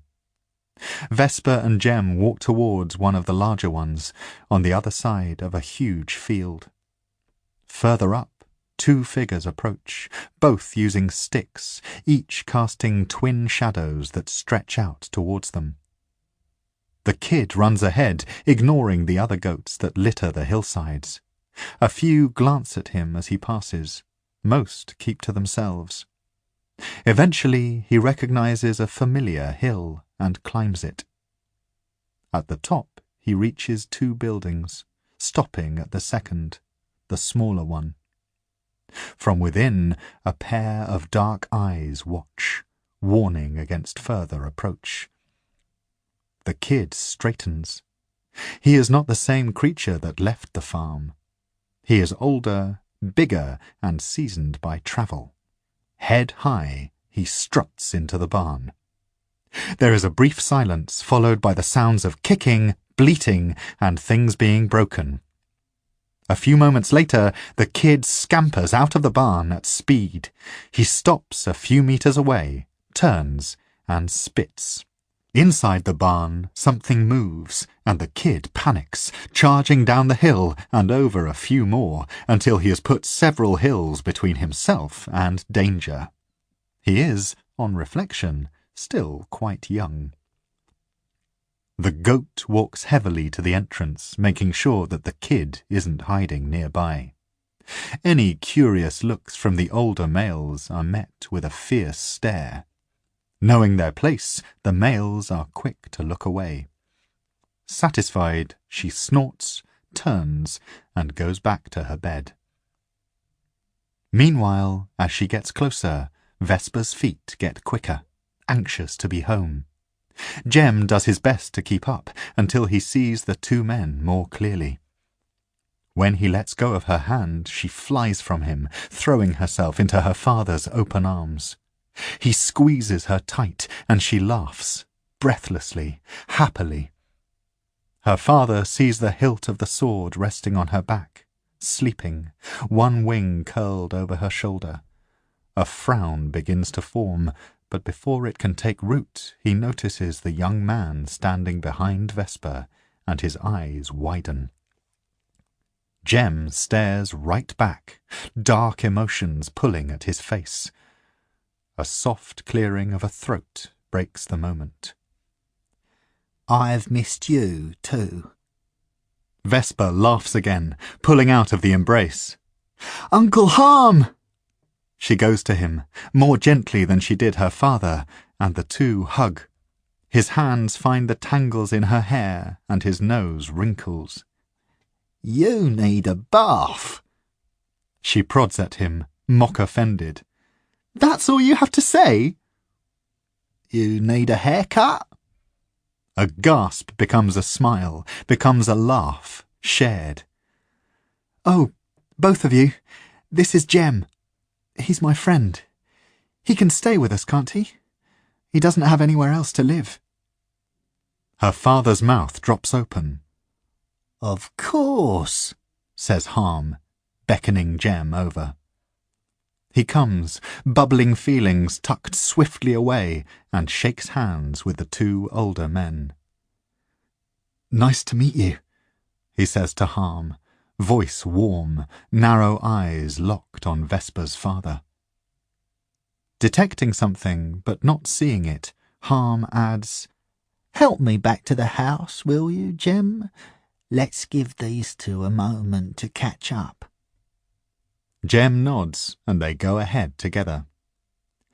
When we get to the house, I'll give you the grand tour. Don't worry, it won't take long, and then we can settle down and have something to eat. Do you like goat's milk? I've never had it. Then you're in for an experience. We drink a lot of goat's milk here and tell a lot of stories. Well, mostly that was me, but I suspect that's about to change. I haven't been across the sea in over 12 years. What's it like? I'm dying to know. I don't suppose you went through verdigris on your travels, because... Vesper and her father wait while her uncle's chatter moves further away. Both smile. He hasn't changed. Her father shakes his head. She sighs. I have. He nods, his eyes searching her face, noting tiny scars and worry lines in the grime. On impulse, he embraces her again. I'm okay. I'm just tired. There's so much to tell you, I don't know where to start. Can you let go a moment? It's hard talking into your chest. He blushes, half stepping back, one hand lingering on her sleeve. You never told me what it was like when you went to the Seven's sanctum. Did they make you angry too? An eyebrow raises, then he nods, emphatic. I'm not coming home. She holds up a hand. I'm sorry if that sounds harsh, but let me explain. I love it here, and I'll visit, of course, but I need to go back to the Shining City. I have things there I need to do. He frowns, eyes full of questions. While I was away, I spent most of the time wishing I was here, where it's safe. It would be so good to just hide here with you and Uncle. But now I've seen what's happening, I can't pretend otherwise. She pauses, awkward. Maybe talking to your chest would be easier. He hugs her again, and she continues. It's all a mess, and I don't know how to fix it exactly, but I know that someone has to. In the Shining City, they're all waiting for the 7 or the 6 to save them, but the 6 aren't going to do anything. They're useless. But I know the Knight Commander and obeisance will listen to me because of the sword. I'm not sure if I can do this, but there isn't anyone else, so I have to try. He nods, his chin rubbing the top of her head. The thing is, well, I know you hate the city and most people, but will you help me? Strong hands go to her shoulders, one resting on top of a silvered wing.